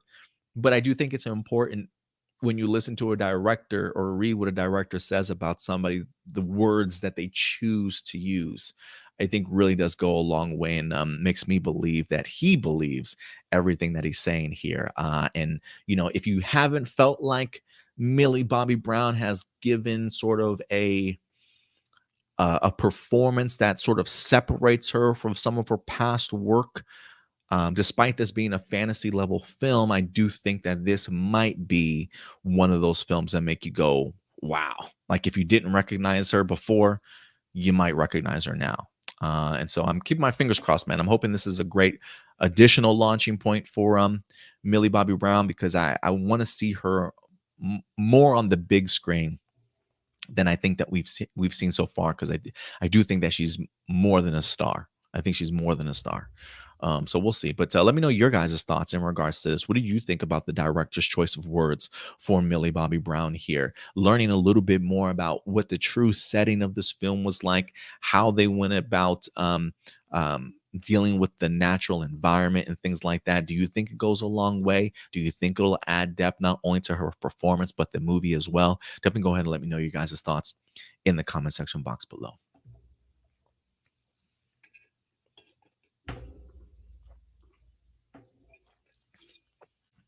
And last but not least, guys, we got one more topic to talk about today. As I want to revisit How to Train Your Dragon, the live action film that's coming up. I feel like over the past couple of weeks, we have been keeping you guys up to date in regards to some of the casting announcements that we've been getting, like Gerard Butler's certainly coming back as Stoic. I think it's a fantastic one for sure. We've had a couple on here that we've been keeping you guys up to date about. And I'm one of those people that really have no problem in admitting when I'm wrong or swallowing my pride and be like, you know what, I think I was wrong about this movie. Because honestly, the more and more that I read about How to Train Your Dragon when it comes to the live action here, the more I'm actually getting really excited for this. I was a huge fan of the animated trilogy that we wind up getting. I think the gripe that I had with it was very much the idea of like, this trilogy is less than like a decade old. Like we just literally got done with a third film like less than 10 years ago, if I'm not mistaken. So why are we doing this whole remake of something that we literally just saw? You know what I mean? And then I went to thinking a little bit about Avatar from James Cameron. I even went a little bit thinking about Zack Snyder's Rebel Moon, and seeing a fantastic sequence of like live action dragon riding, if you will. And it piqued my interest. Like, man, I wonder if How to Train Your Dragon will look as cool as this, or have that emotional feeling to it, you know? And the more I thought about it, I'm like, you know what? Yeah, I think this movie can do that, especially when you're bringing back the person that launched the animated trilogy himself, now taking a second stab at it when it comes to the live action. I've been a big fan of the casting choices, but one concern that I have had, if there was another concern, is like, is this just going to be copy and paste? Right? Have we seen this all done before? Am I just going to be watching the same thing that I've just seen? And this week, we got a great article and interview here from Nico Parker that will, in fact, be playing Astrid in the live action adaptation to How to Train Your Dragon. And she kind of answers that very question for me. So, let's go ahead and dive into this. This actually comes to us from collider.com. Why do I always bring that up? There we go. Nico Parker is having a wonderful time filming How to Train Your Dragon. And first off, I didn't even realize that this movie was already in front of cameras. I mean, they just be sneaky sometimes. They'd be dropping casting announcements, and you're thinking to yourself, okay, maybe they got a couple months. But a lot of these casting announcements are casting announcements that have already been done, that people are now just becoming privy and certainly aware of. So, you know, who knows? Like when we heard Gerard Butler was going to play Stoic, Homeboy could have been already landed that role like 3, 4, 5 months ago, for all we know. But I didn't even know this movie was already filming. So that gives me great pleasure to find out. But let's go ahead and dive into this, because this is going to be your new Astrid for How to Train Your Dragon. She says Nico Parker enjoyed something of a major breakthrough last year in The Last of Us, playing Sarah, the daughter of Pedro Pascal's Joel Miller. Sarah played a pivotal and tragic role in the pilot episode of the series, and Parker's performance was widely praised. She was able to parlay that critical acclaim into increased attention, leading to her landing the role of Astrid in the highly anticipated How to Train Your Dragon live action reboot. While speaking with Collider, um, the actress was asked about her role in the beloved fantasy series. Parker explained her excitement, but also her nerves on taking on the project due to the special place it holds in the heart of those who have loved and grown up with the series. This is what she says. She says, I'm nervous about all of it because I care about it so much, and everybody cares about it so much. And I just so would love to make everyone proud, she admitted. I'm constantly nervous about it, but to me, there's no reason to not do it. It's been made with such brilliant people, and everyone's so talented, and everyone cares about it so deeply. After I spoke with Dean DeBlois, the director who also made the animated movies, I was just like, how could anyone not want to be involved in it? It's amazing.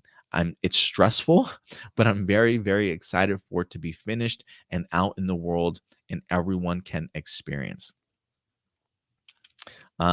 Radish then asked Parker what fans could expect from the film, with the animated franchise naturally having its own very distinct look, feel, and vibe. Parker proffered that the film felt like its own living and breathing entity, but added that she felt the magic of those animated films was very much evident. This is what she says. She says, I think it's very much its own thing, but I think I'd like to think so much of that magic is also prevalent in this one. But I think it's its own film and its own interpretation, and everyone has their own vision of a character. It's important not to get wrapped up, especially because the animated ones are so brilliant. It's like, let's not try and just do a play by play of that. And if anyone wants that, they can watch the animated ones. I think it'll be wonderful. And if it isn't, I'm having a wonderful time making it anyway. I'll think it's wonderful no matter what. And I think that says a lot. And I think for me at least, again, somebody that's coming on board, a big fan of the animated series, I too ask myself that very question. Is this just going to be a copy and paste? We've seen all the emotional moments. We've seen all the big climactic sort of battles. What else is there to certainly tell? And so I love the idea here that we get Nico Parker that's saying, look, we were making this its own thing. We're not trying to make this as a play by play of what we just certainly saw, that it's very much its own thing. Still has the magic, but it's very much its own interpretation. And I think that says something. And I think the fact that you are bringing back the same guy, to me, this almost feels like a case of like, hey, like if you could get a redo of what you did with How to Train Your Dragon, what would you do? And this is him getting that opportunity to be like, well, you know what? Maybe there's some things that I wanted to kind of expand on a little bit more that I didn't think that I can get away with when it comes to animation. Some more heavy emotional moments, more weighty gravitas now that it's going to be sort of in a live action sort of realm.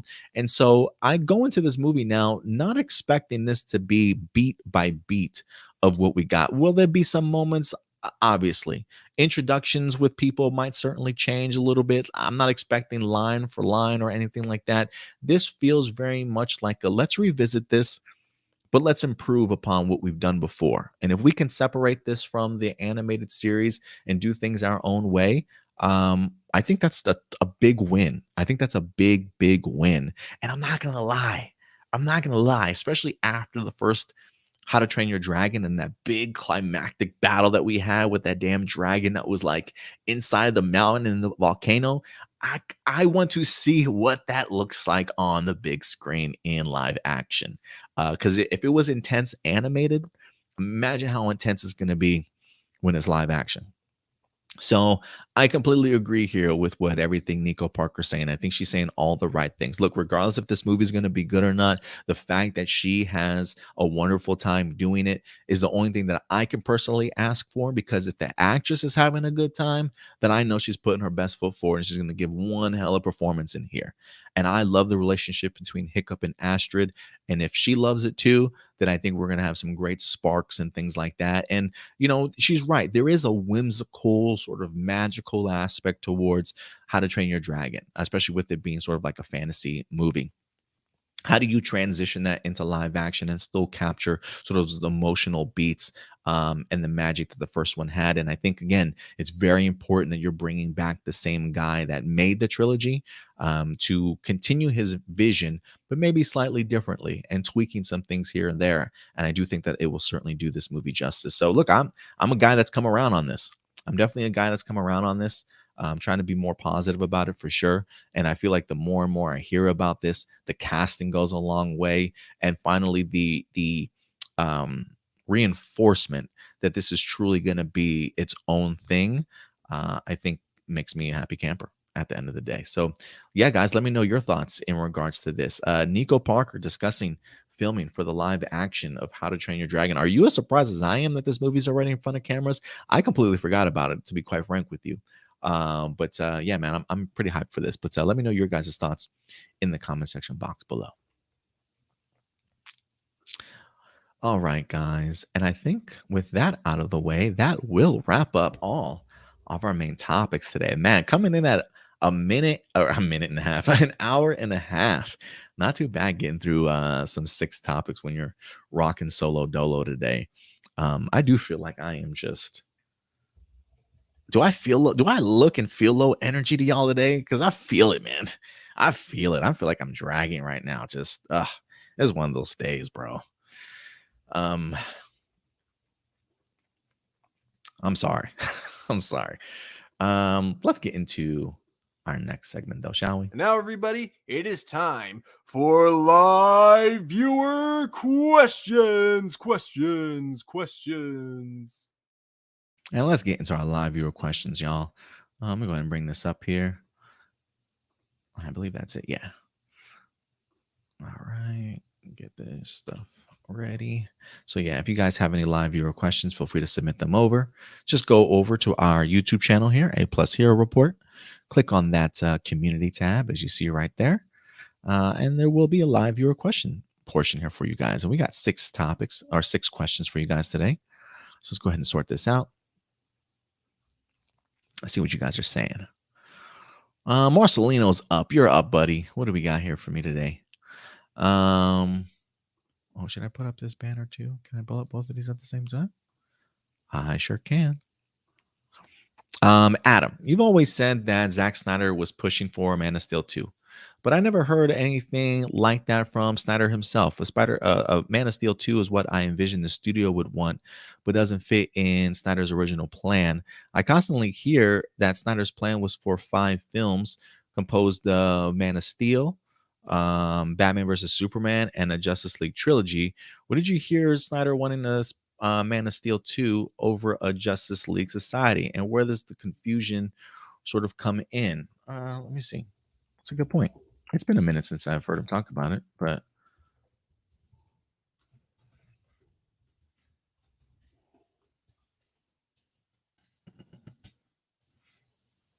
let's see here.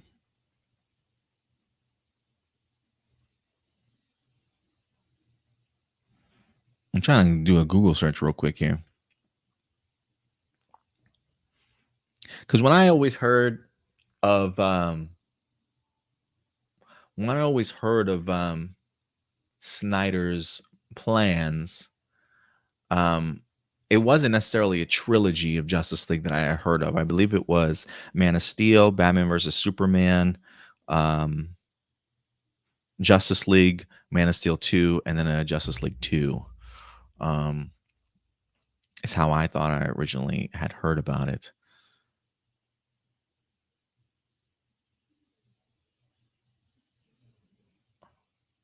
This comes from,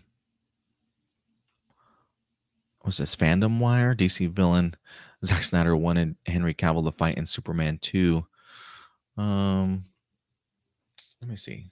Zack Snyder's original DCEU plans.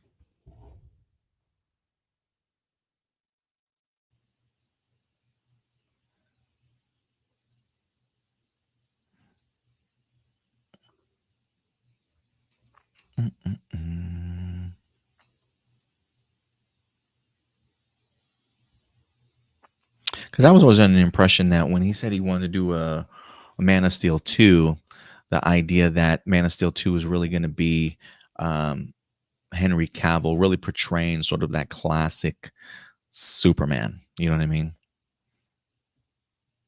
But yeah, I can't find anything right now, Marcelino. So give me some time. I'll look for it though.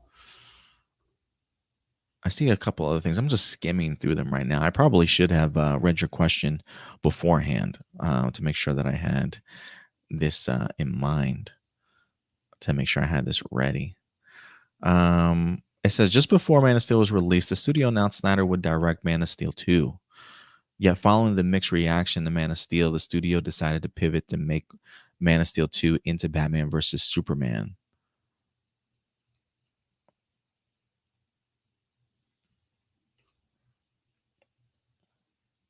So yeah, maybe that's where I'm getting it at. Maybe I'm just remembering an announcement for a Man of Steel 2 that just never was.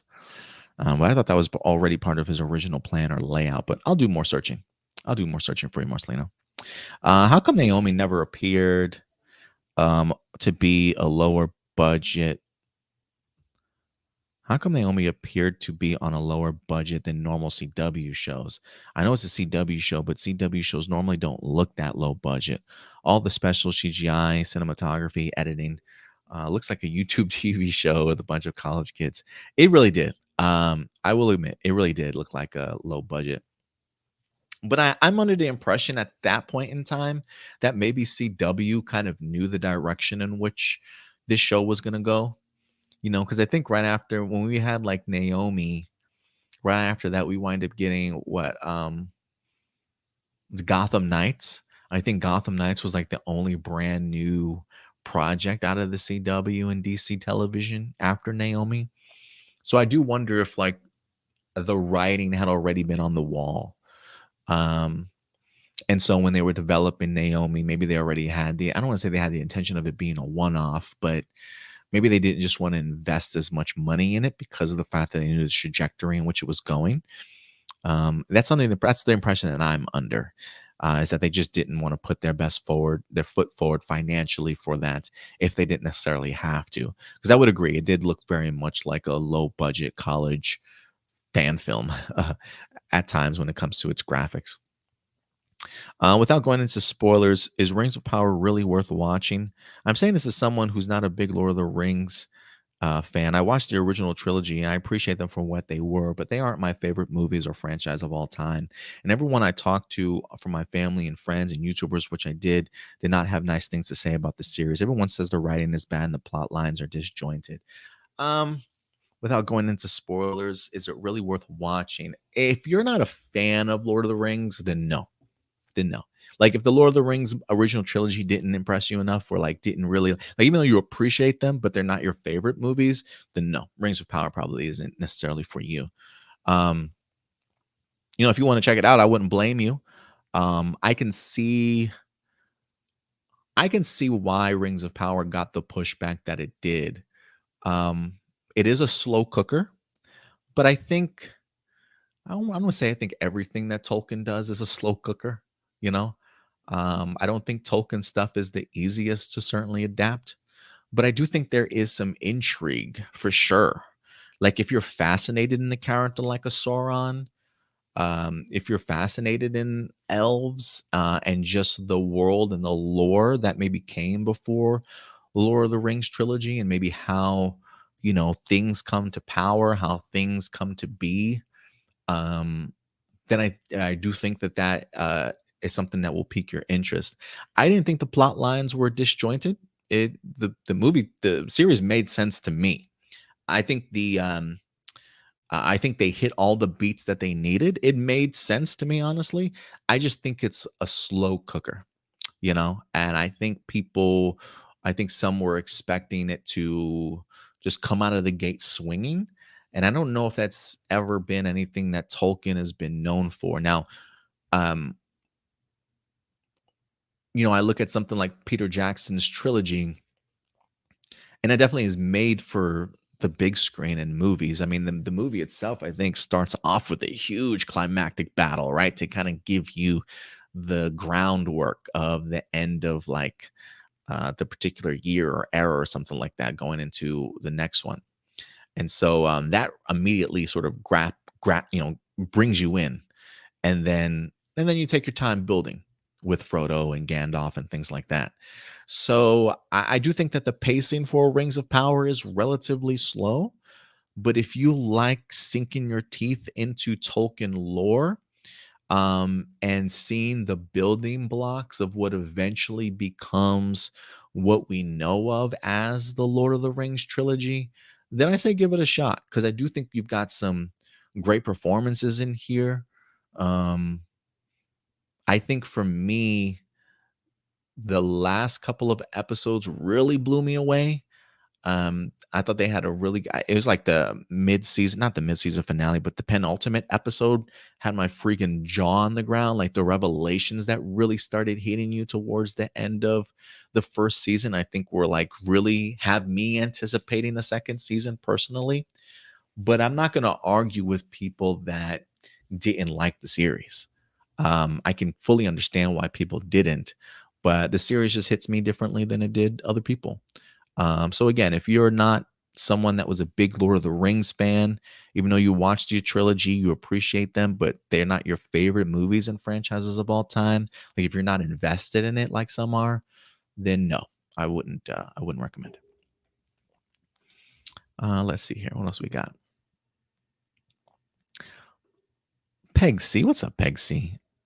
Actually, let me go to some comments here real quick.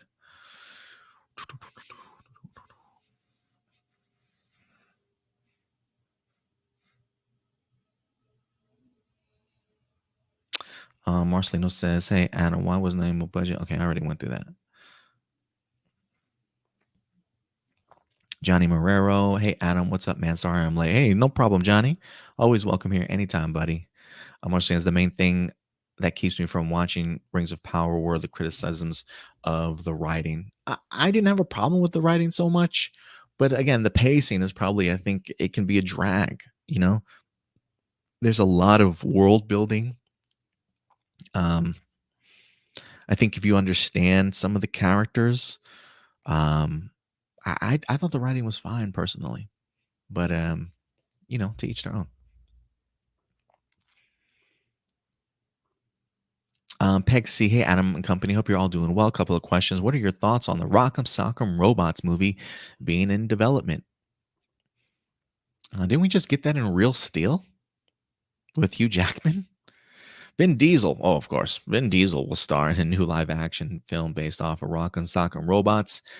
According to a Variety report, the story will follow the father, played by Diesel, who forms a bond with a fighting robot alongside his son. We've seen this already, man. It says if that sounds oddly familiar, maybe because 2011's Real Steel was basically the same plot as what this article says from IGN. Real Steel was joking called a Rock'em Sock'em Robots film when it was first released, but the film will star Diesel will be the real. But the film starring Diesel will be the real deal. No, man, I'm good. I'm good. I'm I'm really good. I really do not need another Vin Diesel film. I don't. Um I know he did a one when he was like a witch slayer or some shit like that, some medieval fantasy sort of thing that completely bombed at the box office. We just got this in Real Steel. I don't think Hugh Jackman is going to elevate.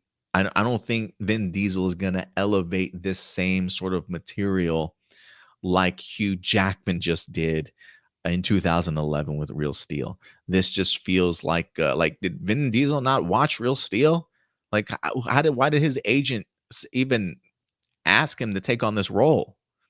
Like, hey man, I got this really cool script I want you to read, and he's just going through it. Yeah, I love this movie, not knowing that he literally just made this movie back in 2011.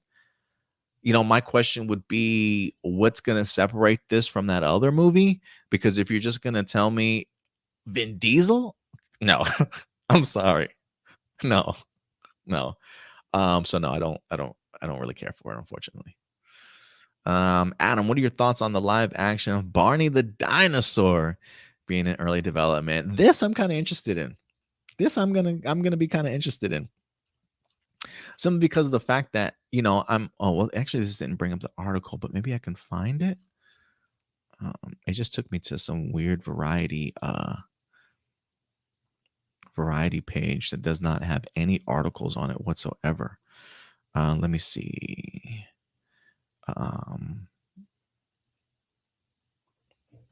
Variety. Barney and early development.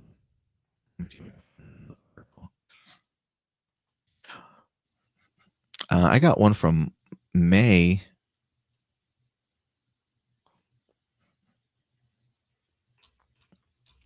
Let me see. This is from February of last year, so almost a year ago. Barney gets a makeover as Mattel reboots franchise with new series and films. No, I don't think that's what you were trying to sell me either. But I'm kind of interested in it. I don't know the direction in which it's going to go. Let me see if I can find this because I really want to look at this article a little bit more. Barney, what's the guy's name? Yeah. Okay, October. This is from Variety in October. Daniel Kaluuya's Barney movie will not be odd. Mattel CEO says after executive call it an A24 type film that's surrealistic and for adults. Yes, count me in. With Mattel off the races thanks to the blockbuster success of Barbie, the studio is now moving full steam ahead with the Barney movie.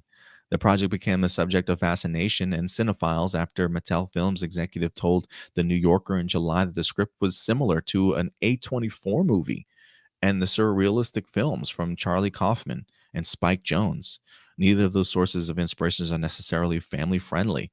This one's getting a lot of reaction. It's too early to be specific, but I can tell you we're taking a fresh approach that will be fun, entertaining, and culturally oriented. It will not be an odd movie. That's the key.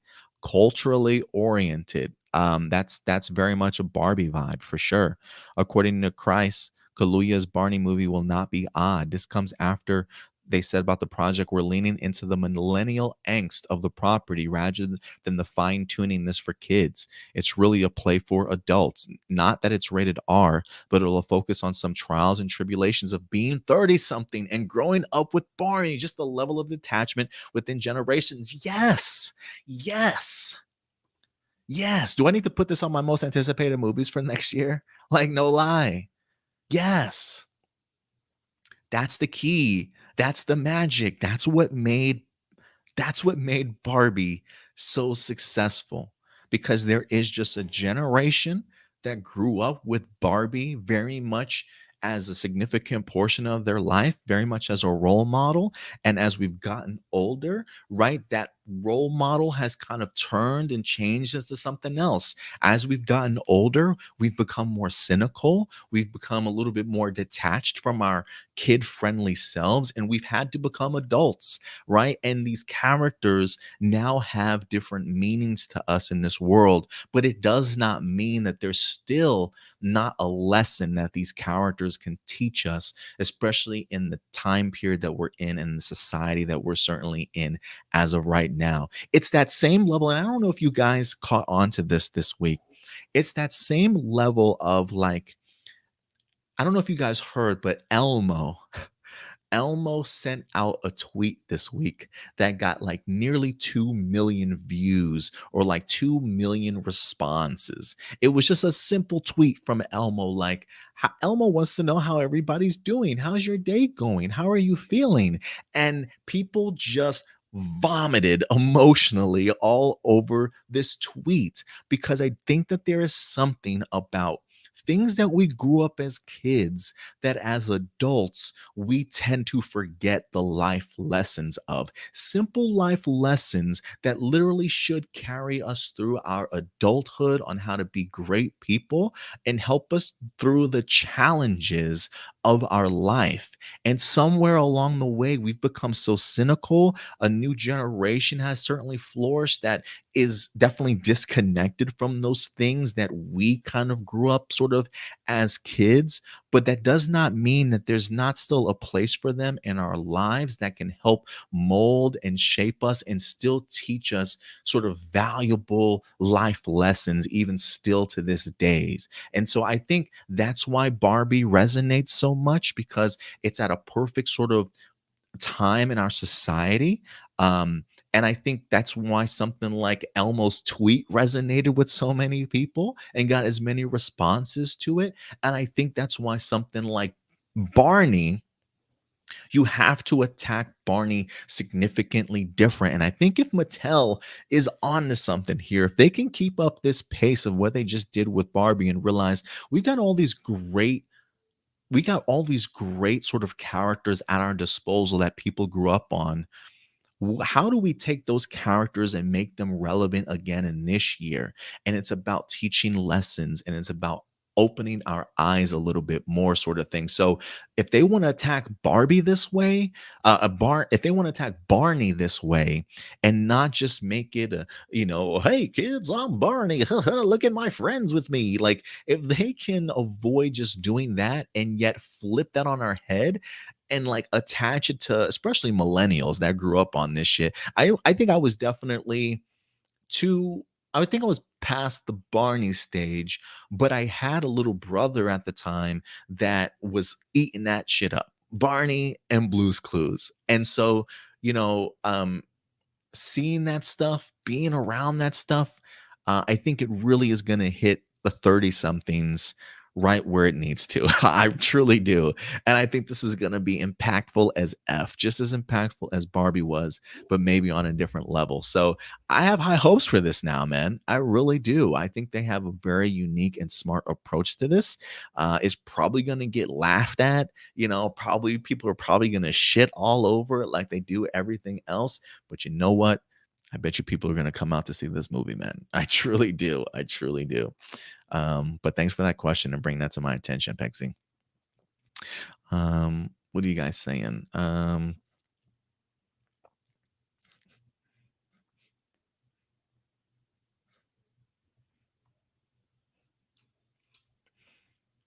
What's sad is that the voice for Barney um, received death threats in his life. I don't know why, but that's just sad. It's just, you know, there's always going to be a segment of people that want to bring you down, Marcelino, you know?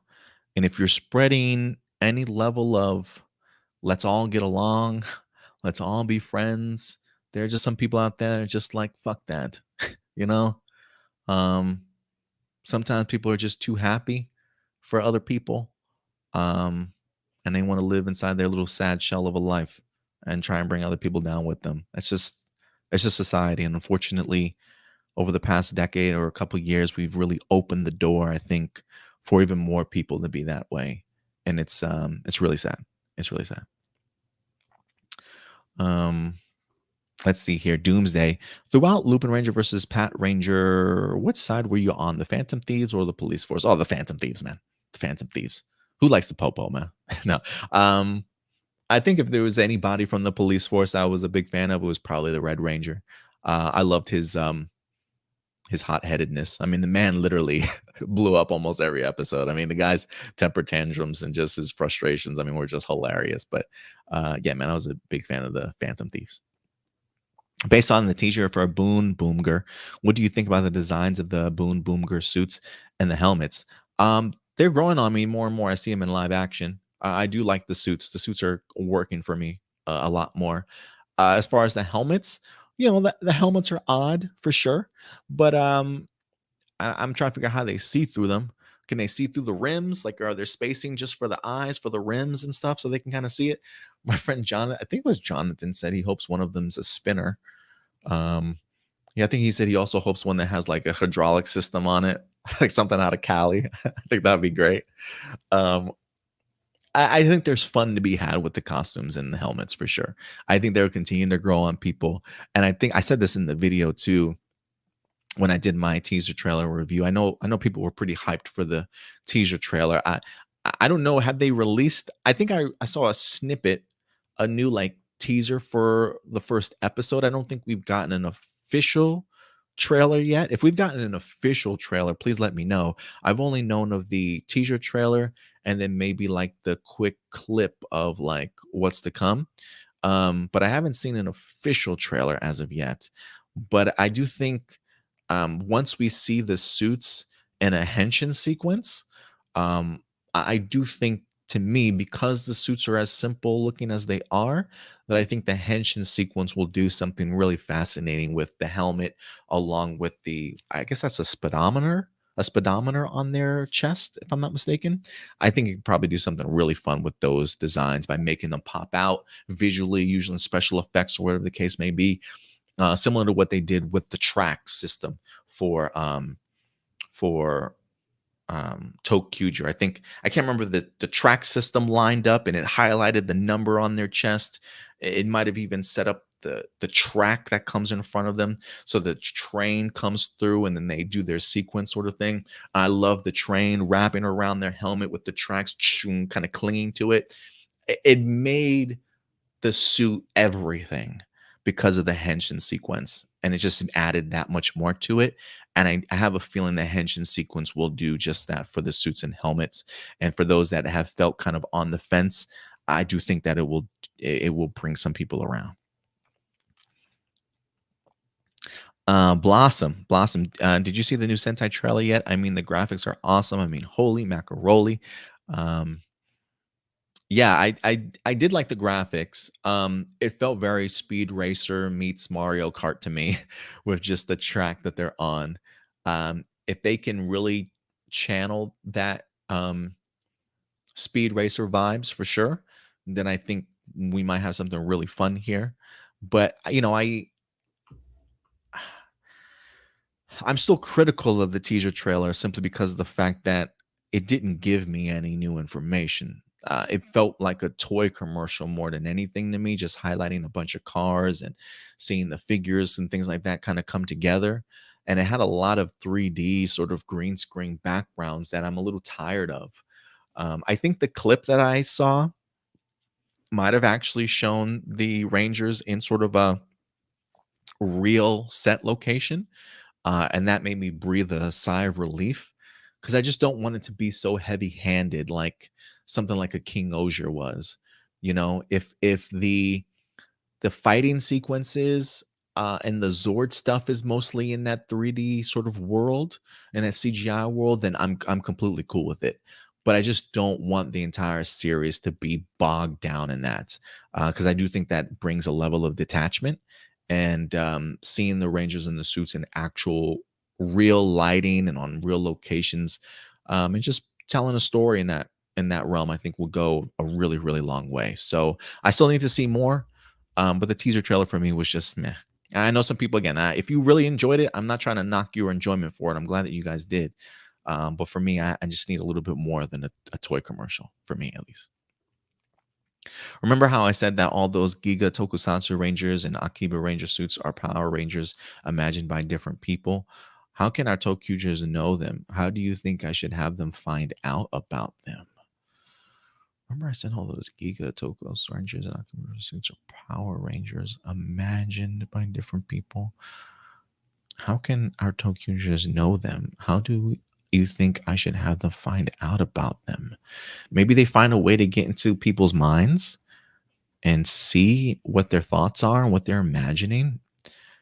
Maybe there's a sequence or a device that allows them to see what other people are imagining. Something along those lines, maybe. Maybe it's a technical thing, like a technology thing that allows them to see it. Maybe that's what you're going for. I don't know, Blossom. I'm sorry, I couldn't help more there. Jessica Fryman, why did Nick take The Legend of Korra off their regular broadcast such and put it online? And when do you think Power Rangers reboot will start the casting process? Fuck, I don't know, Jessica. I don't know when they're going to start their Power Rangers reboot casting process. I mean, have they already? I need to talk to Jinsaku. I haven't talked to Jinsaku about Power Rangers in a minute. So maybe I'll have to find out from him, like, if the casting has already been done. I know that they've talked about like what they're looking for in their cast, if that certainly still holds true, but I don't believe we've gotten a casting announcement or even like a leak of who some of the people might be that they're interested in. So maybe I'll try and find out for you, Jessica. But I think maybe look, if you're looking at, I don't know when the Power Ranger stuff is supposed to be dropping. I mean, they've been saying 2025, but does that mean, hey, we're going to release it in 2025? Production's not going to start till 2025. That I don't know. So hopefully soon, maybe like summer or fall of this year, we start getting some inklings of that stuff if they're really serious about it. But who knows? As far as why Nick took Legends of Korra off regular broadcast, maybe somebody in the live chat can answer that question. I didn't watch Legends of Korra. This is why I kind of wanted Indy and Stewart here today specifically for this question. Yeah, because I don't really know too much about Legend of Korra and like why it was taken off of broadcast. I mean, I was under the impression that it was on broadcast while it was actually airing, but after the series itself ended, I mean, has the series ended? I'm under the impression the series is over. So if it is over, I can understand them just throwing it online instead of just broadcast television. Johnny Marrero, you got 3 questions. Do you believe, like, after the Power Ranger reboot airs on Netflix, they could go back to do adaptions without using Sentai and do more original stuff like they did with Cosmic Fury? I think they could do more original stuff like Cosmic Fury, even as part of the Power Ranger reboot. Yeah, as part of the Power Ranger reboot, yeah, I can see them doing that. Um, I would assume that that's what Jenny Klein is also working on. The last I remember is reading the idea that not only was the Jonathan Entwistle stuff in production, but that there was a secondary project that Jenny Klein was in charge of. That I was under the impression that might be sort of another kids programming level type of thing. And if that's the case, then yeah, I can see them doing more original stuff like they did with Dino Fury, but within that world of the Power Ranger reboot. Now, the idea of going back to do adaptions without using Sentai, that's really going to come down to how invested Hasbro is in Power Rangers. Did what they see with Cosmic Fury really impress them? And Dino Fury also, just the reception towards it, along with like Once and Always. If the reception was really great, maybe it's allowing Hasbro to be like, oh, can we do a reboot world and still balance the adaptions, but without using Sentai footage? If that's the case, again, like my thing is, look, if you're gonna do an adaptation without using Sentai, just do your own original stuff. What's the point of adapting then at that point in time? Um, if it's just the case of, hey, we want to see the suits and Zords, like I get it, but if you're gonna go all that time to adapt something and not use footage, then just create your own stuff. So that would be my thing. Just create your own thing. So I don't see Hasbro going backwards unless it's an absolute flop. Then I don't see it going backwards in live action. I think I mentioned this on another live viewer question a couple of weeks ago. The idea, like, if they want to stay in the world of what we have now for Power Rangers or what we had over the past 20 something years, do that in an animated form. I think people will swallow that much easier and accept that by revisiting Power Rangers in an animated form if we were to ever get something like that. But if you're sticking with the Power Ranger reboot, then any live action iterations I think should be within that reboot world. Original stuff like they did with Cosmic Fury and whatnot, um, and just keep it in the reboot world. What else we got here? Do you think that Meg Donnelly would have been a better choice as Supergirl, or are you happy with the decision DC made with their new Supergirl? I'm happy with it. I'm happy with it. Um, I think Meg Donnelly and Millie Alcock certainly bring their own vibe to Supergirl. Um, Meg Donnelly is clearly doing some great work, voice acting wise. I think that could be one of the reasons too how she made it as far as she did. When I look at her, I think of a traditional Supergirl. You know, I think she probably looked great in the suit. Um, James Gunn has been open about the idea, like, hey, the people that we bring in for animated stuff, we really want them to, do the voice acting, do the real life acting for their characters also in live action.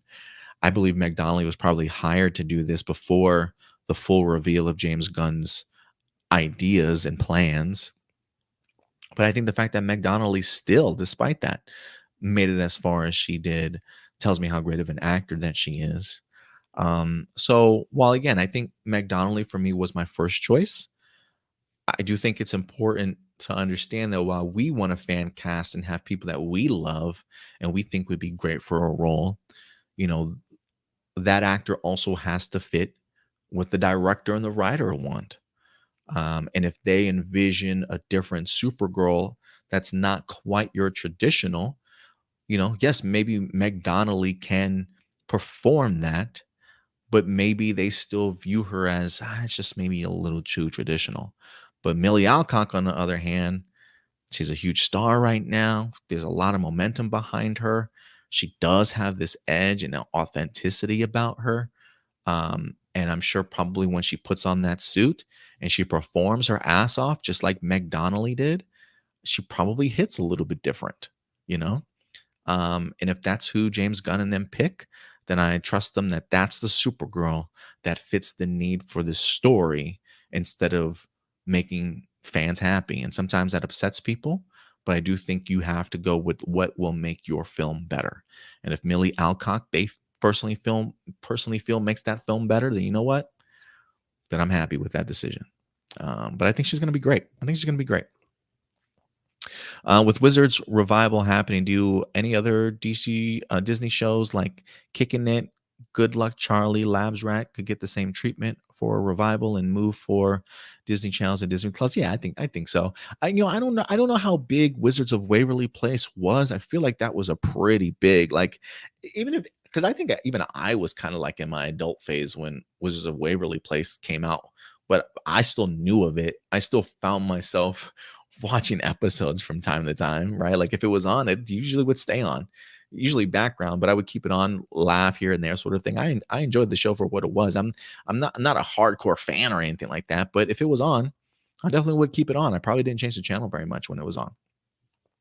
So I think if a Disney show was big enough and it captured the attention of a wide range of audiences, then yeah. Now, whether or not I've never really watched or heard of Kicking It, Good Luck Charlie, Lab Rats. That's probably past my prime when it comes to what's been on Disney shows. But if it was able to capture sort of that same, no pun intended, magic that Wizards of Waverly Place was able to, then yeah, I think there's always a question, always an opportunity. And bonus question: are Cobra Kai spinoffs gonna happen? I say no. If I had to guess, I say no. I can't remember if I heard that they were trying to do spinoffs. I want to say I heard that's the case. Let me see. This was from November. Yeah, I think we highlighted this. Cobra Kai's creator teased possible spinoffs. Um, Even though fans are excited to play on season 6, it is with a heavy heart that everyone started gearing up to say goodbye to the characters as we know it. In an interview with Collider, they teased the future holds for the Miyagi verse and also what fans can look forward to for season 6. They say uh, we will never give actual closure when it comes to anything. We love working in the Cobra Kai universe, so there's always potential to revisit the world. We're certainly thinking about other ideas with the Miyagi verse. It's only a matter of time before we actually figure out what direction we're going to head. We're really excited about Cobra Kai 6. We're going to go out with a bang, and it's going to be an amazing experience for the franchise. Um, so it looks like there's a possibility.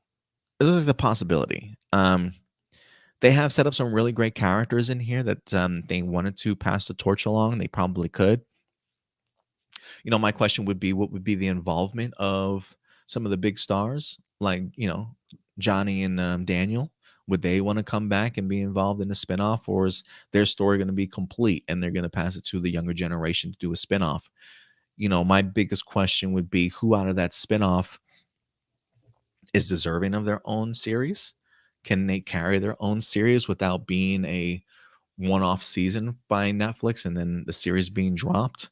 That would be my fear. And so right now, I think for Cobra Kai, I think the focus should be, let's get season 6 out of the way. Let's wrap this up perfectly. We have a Karate Kid movie that's going to be dropping later this year during the holiday season. That's going to be starring Daniel LaRusso, as Ralph Macchio's Daniel LaRusso, and Jackie Chan's character as well. So we are sort of tying those two sort of worlds together. I don't think Cobra Kai season 6 is going to be leading us into the movie, but I think we've got some great Karate Kid content that's already scheduled to go ahead and drop for us that we can sink our teeth into, that I don't necessarily think spinoff is like at the top of that is at the top of that argument right now of, do we need one right now? Do we not? Because some people will probably look, I mean, Jolo Maraduena, he's going to be big in the DCEU right now as Blue Beetle. What's his schedule going to be like, right? Is he going to get his own spinoff? I doubt it. The Tanner kid that plays Johnny's son in here, people are already expecting this dude to be a ranger in the Power Ranger reboot series. I'm not a fan personally, but for me, it's just his acting ability. I think he's great physically. I just do not care about his performances, but maybe he can get better in that regards. So, maybe if that doesn't pan out for him Power Ranger wise, he would probably be the only person. Probably be literally the only person, along with, the Cobra Kai girl. God dang, I can never remember her name. Big star, or at least she's become a big star, especially off of like her Disney stuff. Damn, her name is on the tip of my tongue. Not not Daniel's daughter, but the Cobra Kai girl that had been working with them. And then the black kid on Cobra Kai. He's just new to the show, maybe like a season or so. Those are really like the only 3 that I would be interested in seeing launch off any sort of Cobra Kai spinoff. But again, I don't feel the urgency, with the exception of Tanner and maybe the Cobra Kai girl. Outside of that, I just don't think you need to anymore. But that's just me. But yeah, guys, I think that will do it for all of our live viewer questions. I'm just going to renew this, make sure I got everybody. And I will hit up some of your guys' comments here. Peyton List. Yes, that's what I'm thinking of. Peyton List. Like Tanner and Peyton List, I think are maybe the only 2 I would be willing to give any sort of spinoff to. I don't know what their careers may hold going forward, but out of that, then yes, those are the only two I can see happening. But again, I wouldn't be super quick.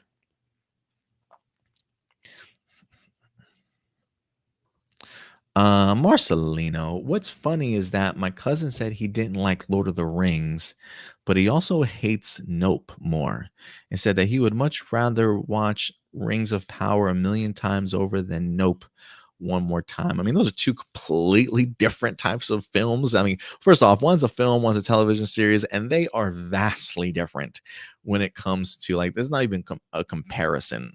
So I do think that's a bad comparison. Um, you know, if you were to say something like Rings of Power over a House of the Dragon, I can see that argument. Um, but I don't know. I don't know. I really didn't think Rings of Power was as bad as people make it out to be personally. I mean, I enjoyed it. But again, you have to understand where I come from as a moviegoer and as a TV guy. To me, world building is everything. I love canonical stuff. I love lore and sinking my teeth into. That's why I'm a history guy, right? Because I'm a big believer of if you don't know where you came from, if you don't know where you started out, how can you possibly know where you're going? And there is something interesting to me about having seen where we are in Lord of the Rings trilogy and going back and seeing how did we necessarily get to this point. And again, when it comes to Tolkien, especially when you're like trying to adapt some of Tolkien's other stuff, like the Celemarian, if I'm even pronouncing that fucking right, I don't even know. I never read that one.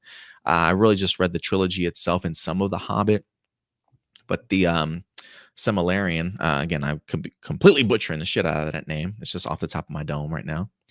That does not look like an easy book to have to adapt at all. And I feel like there's a lot of heavy lifting that you got to do, a lot of Tolkien research, a lot of searching through the appendixes for like names and um, locations and like building off of what Tolkien maybe kind of established sort of thing. Um, there is an element, I think, to Rings of Power that I kind of appreciate that I believe, if I'm not mistaken, that it kind of comes from the Tolkien family, like approval, if I'm not mistaken, too. And so there is a sense of connectivity that I feel like this series has to true Tolkien storytelling. But I'm sure there might be some people that are disagree with me in that regards. I'm not a Tolkien file, like I don't research Tolkien stuff like that, but it feels that way to me. And again, I think that's where the problem comes in because there is a lot of lore building and the pacing of it can certainly be a drag, I think, for some people. But I think when the action is hot, okay? When shit it's spicy, it gets good in Rings of Power, but you got to get there first.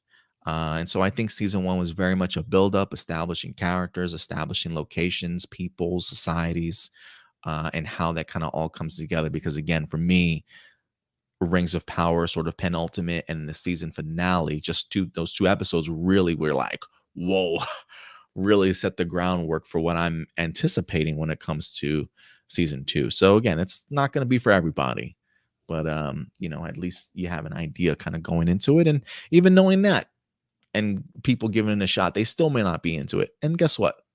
That's okay. Not every series is made for everybody.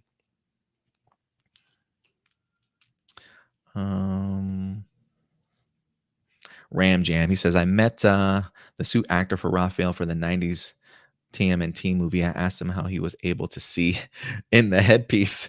Yeah, that's probably pretty difficult.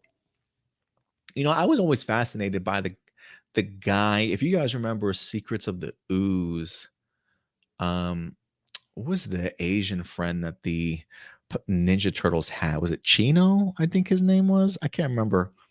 I think he was a suit actor for Donatello or Leonardo, I think, in the first one. Or maybe he was in the second one also, but I thought he was a stunt worker. Like he worked in the suits too. And I always thought that was really cool that he transitioned from the suit work into an actual actor on in the movie, because I always loved his action pieces in TMNT too. But yeah, that would be a really interesting question. And like, and look, and maybe that's just the nostalgia in me and why I've come to really love practical suits and practical effects, because I don't think the Ninja Turtles have ever looked so good as they have in those suits. And that's saying something when you're going all the way back to the 90s. And I would like a live action TMNT um, movie to recapture that sort of thing. You know what I mean? Marceline says, what's kind of funny is everything I heard from Cobra Kai when bringing back movie characters and continuing the stories. It's the exact same thing that the Chucky show is doing. I haven't really kept up with the Chucky show, but I mean, the fact that it's getting multiple seasons, I think maybe says something. Kino, I was saying Chino. Kino, yes, thank you, Kino. Another thing regarding Tolkien fans, the writers changed too much of the source material and made changes just so the book readers don't know what to expect. Their argument is, why, if the story is well written, why make changes just to create the mystery? And what kind of reason is that? That's what Tolkien fans say. You can watch Nerd of the Rings if more. I mean, yeah, I'm sure there are big Tolkien fans for sure that have an issue with it. I just don't know. I guess my question is, and again, it's a question because I don't know, like, how much is there in an actual adaptation source? Like, if I were to pick up the source material right now, right? Like, if I were to pick up the book and read it, could I literally follow along and tell a coherent story through everything that's in there, um, in the source material, and just boom, put it on the screen, right? I also do think that, again, and this comes with adapting anything. It's a book for a reason, right? Books don't necessarily are meant to be adapted word for word, scene for scene onto the small screen. Because I can tell you right now, the Lord of the Rings trilogy was not. There's plenty in the Lord of the Rings trilogy that was changed, that was taken out, that we do not see on the screen. Some of that stuff definitely in sort of the extended versions, but there's just so much in those trilogy of books that you just cannot possibly put on the big screen, right? So you're always going to have people, I think, that are going to be complaining about, why did you change the source material? You know, you know, they changed too much of the source material, made changes just so the book readers don't know what to expect. I mean, yeah, yeah, because at the end of the day, you're not making this just for book readers. Say, you could say the same thing about the Harry Potter stuff, right? The Harry Potter books were not made for just book readers. You have to make this stuff for general audiences so that people can just jump on board and fall into this particular world. You can make changes from the source material and still allow it to hold true if the end result is going to be the same. Even if, as a writer or director, you have to change course because maybe visually you can't make that work on the big screen. So you have to then go around and do something different to get to the same spot.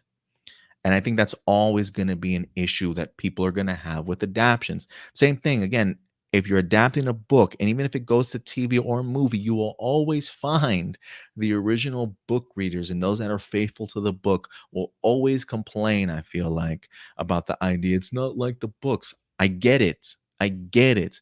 But they also have to get filmmaking and TV making, and the idea that you cannot always capture something from a book on the TV screen that will work for them or will make sense for the general audiences. And sometimes you have to simplify things a little bit more to bring casual viewers in. And it's just a reality of it. It's just a reality of it.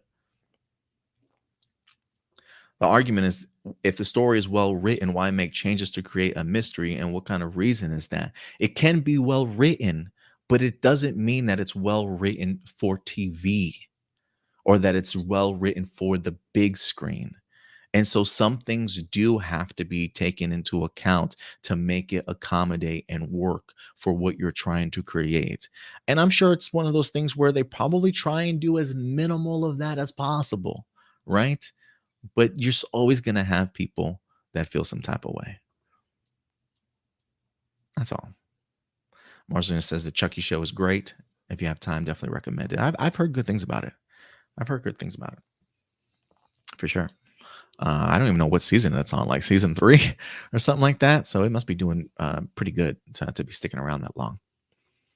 But guys, that will do it for all of our live viewer questions today. Sorry I've been so low energy today, man. I hope I even had a coffee today and I feel like I'm still dragging, but I'm probably gonna heat up my coffee again and maybe it'll give me the boost that I need to get through the rest of the day to watch this kiddo and certainly make this work.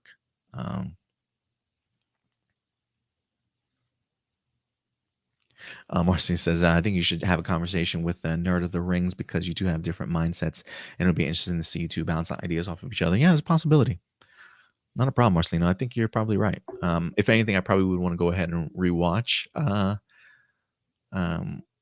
Rings of Power before I do something like that. And I also do think, again, I'm not a Tolkienite. You know, I don't read everything Tolkien, but I feel like I've been around film and TV enough to understand, or at least realize that that sometimes adaptions, you got to make changes. And it's not always going to make everybody happy, but sometimes some things you just can't recreate for a TV or a big screen.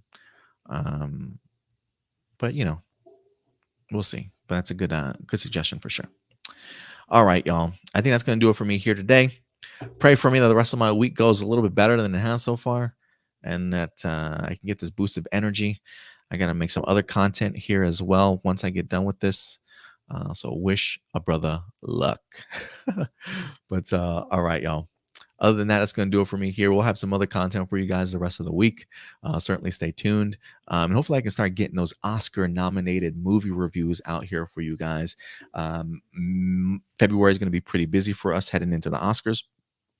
If you're not following us on social media, keep up to date on all the news on our Facebook page.